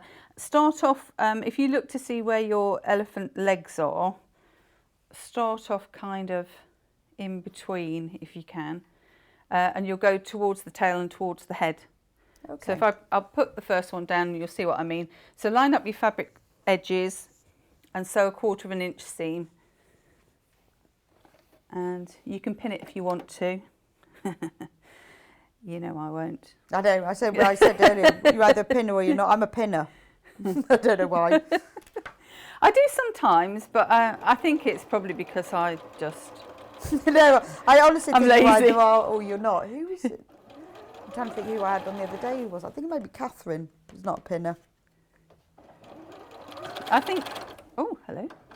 What's going on here? What have you done to my machine? I'm missing something. Oh, don't know why. Didn't like that bit. Oh, I think it's changed. Sorry. The bobbin thread's come to the end. That's it's a double wound bobbin. Let's have something else. That's my fault. I used up the rest of Jules's bobbin. No. It's the masked woman. She did it. No, it wasn't me, it was somebody else. That other guest that they had on, don't get her on again. She uses all my cotton. Sorry, Hannah, you need to say that again. Ah, okay. So if you need iron-on interfacing for this project, that's on the screen on the side there. That's 1 metre by 1 metre. And so you could use sewing as well. It doesn't, because you're sewing over it. So you just need something that's thin enough and see-through so that you can see the template on the other stabilising side. fabric, really. Yeah. So that's your first piece down, and then you'll be just finger press it. If you've got a clover, you can use your clover, and then you'll put the next one down. And I noticed halfway through, I knew there were birds on it, but I'd forgotten there were birds on it. So sometimes my birds fly up and sometimes they fly down. Just depends really. Are they not multi-directional birds? But they are now. But on the fabric? I didn't think that. I'm gonna look maybe now. they are. I'll tell you. Yes, consult the oracle. Yeah, they are. They are all flying the right direction. Some of them are standing on a branch and looking downwards, and some of them are looking upwards. But they are all flying the same way. Except on my elephant. Yeah, but nobody will notice. No one will notice. See, that's the problem. I tell you if I've made Yeah, an you should have error. pointed that out. We'd never have known. I've got a dress where all the birds are hanging downwards. Ah, I didn't make it. I actually bought it, and I didn't realise for a long time. But all the birds are sitting on branches, and they're all on the skirt set. The body section's fine, but the skirt section, they're all facing downwards. it was made for Australia. Yeah, I think it was. I bought it off a dodgy website. That's why it was what it was. Yeah, I know, but it's not really noticeable because they're not like massive birds. But it took me a while to realise that all my birds were upside Well, down. when you look down, they're flying the right way. Well, maybe that's why they made it like that. But what is funny is that the bodice, the birds go one way, and the skirt section they go the other way. Both flying south for the winter. Yes. So you don't press it over then, I guess, because that would interfere with the interfacing, wouldn't it? If you've got iron on. yeah, but also you clover it if you want to. What, with the roller? Yeah, I think if yes, the seam press. Okay, we've got one of those behind you. Yes, this is my favourite. So Okay. if you're wanting to be a bit particular, you can do that. But to Okay. be honest, at the end of the day, you're going to be stuffing it, so it's quite nice to have a little bit of wiggle. Yes, I really. see what you in mean. there. As long as it's over. Yeah. Now, when you're coming towards either end, just be a little bit conscious that I'll show you in a second when I get there. I'll sew a couple more on. That you've got enough fabric to go over the end, whether it's the trunk or the rear, and get you a seam allowance. Because otherwise... So when you sew it together, you sew along the line? Yes. So you haven't got to work out and add the seam allowance because you're sewing along the line? No, you're sewing on the line. So you just need to make sure that you're sewing, that your piece of interfacing is maybe 1/2 inch bigger all round at least? Yeah, or more? Yeah, 1/2 inch would be fine. Just bigger, at least 1/4 inch. So it depends what, when you sew, you have your eye into a particular seam allowance, don't you? And if you're doing one project, you might be thinking dressmaking, and if you're doing another, you might be thinking quilting. So whatever you think of when you're doing this, see, when I do this, I'm thinking 1/4 inch because I'm thinking quilting. But if you're more dressmaker biased, then you could do 5/8. It doesn't matter. No, because you just have to maybe cut your fabric strips accordingly, so Yeah. you're not too wide now. So just make sure that. Oh, that's quite nice. So when you sew it together, you sew around the outline, so that makes it quite easy, doesn't it? Because sometimes you get patterns and they say, oh, add an arc. You think, oh, I've got to draw all the way around the edge and work that out. Yeah. You don't have to with this. No, it's where you actually are. If I do one more, I'll do a bigger one, and then hopefully it'll take me to over the end, because I've not really been concentrating. Maybe a bit more than that. So if you can see, so that's the rear end. If I put that strip and flipped it back, it's not going to be quite big enough. So what I might do is I might do 2 narrow ones or a narrow one and then a wider one to get me over that. See what I'm saying? Yeah, I suppose so, because I suppose you need to think about, you don't really want to be cutting just the tiniest bit off. And you're going to stuff the elephant from the rear end. So you just don't want too many Yeah, seams so in the you're way. better off with a wider strip Yeah, that goes over the stuffing from the rear end. stuffing from the rear. Obviously, that's quite funny. Right, this one and one more, and then I'll move on to one that's already done that I prepared.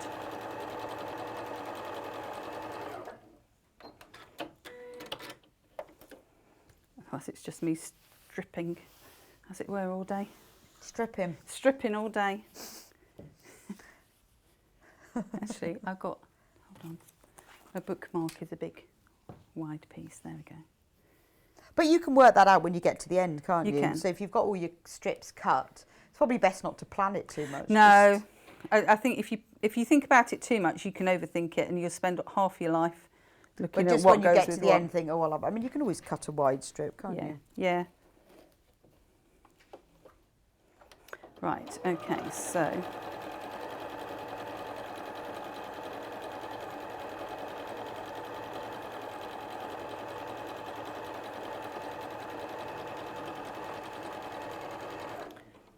I like this colourway though. I do. It's really pretty, isn't Yeah. it? So there we go. So if I just show you now. But again, that- you know, so you could make it to fit in with the room in the house as well, couldn't you? you could. That goes over. Yes, See what that I'm saying? absolutely makes sense now. That you don't want a seam too close to the end. No. Because you'll end up with a funny bit as well. a But that's wonky the sort of beauty, the wobbly bit. fact that these aren't all the same width. Yes. You can just make sure that And last one is cut yeah, wider. just a little bit wide. Or you might want a 3-inch strip with that. So that's what the front, complete Okay. front will look like, which is Lovely. bit of, and actually, if you see what I did here, on my, I think I was, because I've got quite a few to cut out of my 4 quarters, I just saved a little bit. So this is off the first one that I did, Oh, like where I of course, 'cause chopped off the you don't need bottom. a full length. No, and that's how you'll get more for the okay. little baby one. So there you go. So I've transferred where the tail part is, where the eye is, and where the ear is. What the suggestion is to wait until the end to stitch your button on. I didn't, because I don't really like to force through the Yeah, stuffed area. So yeah. I put my button on now. Okay. That's why I did an extra template for the head, so I knew where it was. And Right. okay, you can't influence where the eyes are, but the eyes on that one look kind of okay, sort of even. But it just means that further down the line, you don't have to kind of try and force through a stuffed elephant. Yeah, which, if you've got one of those doll sewing needles that are really long, that's Yes. fine. But if you haven't got one of those, you'd never get it through. And then you're trying to sew. Well, you're trying to sew It's one really- side and then the other side, and yeah. you kind of manipulating No, around, that's aren't you? really hard, isn't it? So no, that makes sense. So that's kind of where we're at the minute. If you needed to see where we're Okay. going with things, Yeah.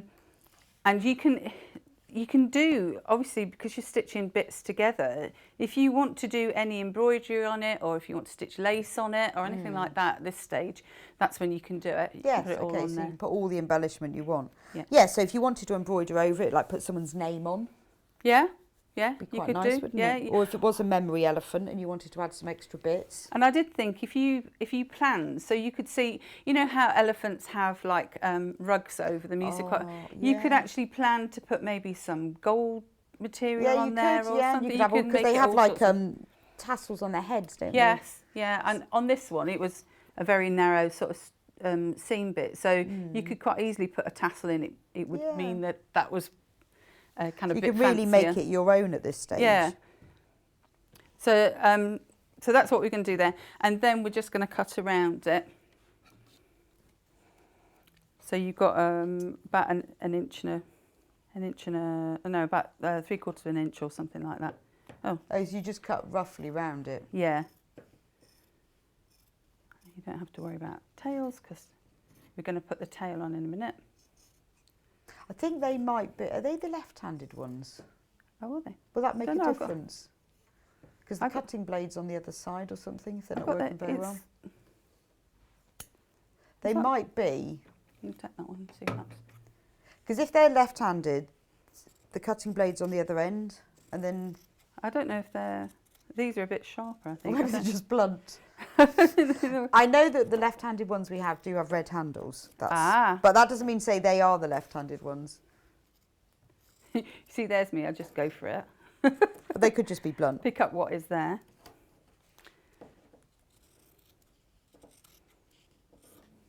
That's some really nice projects in this book, aren't there? And I kind of don't worry too much about being super accurate here, because you're going to trim this down a little bit, but just to take a bit of the bulk away, so it's just a bit easier. Okay, and then we'll get on and make the tail. So as I say, I would have stitched my eye on now. Not the ears yet, because you haven't obviously made them. So you have to make 2 of these? Yes. So that's the partner to the one that I started there. Okay. Okay, so that's what you've got there. So put that to the side for the minute. And then what we're going to do is we're going to make the tail. And I guess actually on yours, the stripes don't have to match up, do they, either? No. So that's quite nice. You don't have to think about that. As she sees, they didn't. No, but they that's don't quite, have because to. I think that would be really hard. Yeah, You I think. could, but it'd be hard, wouldn't it? Yeah, I don't think I'd. Yeah, it's then not a scrappy project, is No. it? It's Actually, you've got to concentrate. then if you don't match them up exactly, it'll look odder than Yeah. the fact they don't match up at all. Yeah. And then you've got your on your main body, you've got your tail template. So again, just pick a couple of pieces, and you're going to stitch these around. What I did was, We've got about 5 minutes left. Okay, well, I couldn't be bothered to draw, so what I did was I stitched pinned it on and stitched 1/4 of an inch seam allowance around. So taking the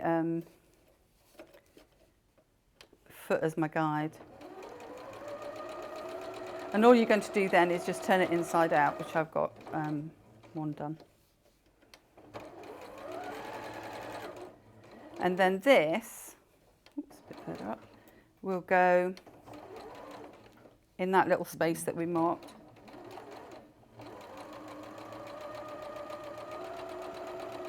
I guess if you made it longer, you could tie a knot in it. You could, and you don't actually have to make it out of fabric if you don't want to. Oh no, you could just use a cotton tape or ribbon or something, couldn't you? So you'll take that and you'll turn it inside out. Do I have one? Oh no, you know what I did to it? It's already on the 3/4 finished elephant. So you've got lots of bits of elephants. Yes, now. I've got lots of You're bits going of to have to finish them all off. So you just want to kind of trim around it and then turn it inside out. Which you want a pokey doodle, which there'll be something somewhere. Yeah, one of those pokey turny tools. Or when you're strapped for time, you'll be using the end of your scissors. Hanging there and then saying, do not use the end of Do your not use the scissors. Well, I do up to a certain point, and then I think, Yes. right, now I'm not, because I know I'm going to break through them. It depends on the scissors as well. If they've got, if they're big shears and they're not that sharp or pointy on the end. Yeah. So that's vaguely what it is. Obviously, you'll press it and all the rest of it. Yeah. And then where you've got your tail mark. Oh, there's a gap that There's you a put gap. it in. And so when you're sewing this, eventually you'll have the 2 right sides together. So you'll be doing your imagining now. Yes, yeah, and I'm imagining it. I do it like this because that's a bit easier. So you'll have your 2 right sides together. You'll have your tail. So you've got a right side and a right side. Your tail is supposed to go there, and that'll be going on the inside. Yeah. So you've got the raw edges all matching up. And then you'll be sewing around the On mark that line, line. Yeah? Okay. So once you've done that, you'll leave a turning gap in its rear end, like that. Okay. And then we will turn it through. So this is my 2 sewn around, tails on the inside. I think you'll make the ears next, but we'll just do this now. I've got it. And then we'll make the ears in a minute. Ah, so the ears are sewn on afterwards. They're Yeah. not, they're not into seams or anything. So we'll pull him all the way through. And if you turn, just do you'll have trimmed around it and clip the curves like you did on your mask earlier on. And then just fold your corners and turn them through. Just makes it a little bit easier. So if you fold both of them to turn it back through. It is really nice in that colourway. Yeah, I like this one. I think having done that one, I enjoyed doing that one because I like the pink. I like this flower. And it was quite interesting how the stripes, as you said before, they're on the bias, aren't they? Really it was more unusual, interesting, isn't it? And you get, and normally if you want that effect, you've got to cut the fabric on the bias. Oh. So you don't often see a striped fabric on the diagonal, but Minky Kim quite often does that. I think her fabric range a couple of years ago, she put a diagonal stripe in. I think that's one of her signature things. Right, okay, so he's coming along, it's coming along. I've got my scissors caught. But it's nice, isn't it, that you can really personalise this depending on the fabrics that you use or where you want to put it. And adding up, you know, I can't tell you how many odd bits of ribbon and bits of lace I've got.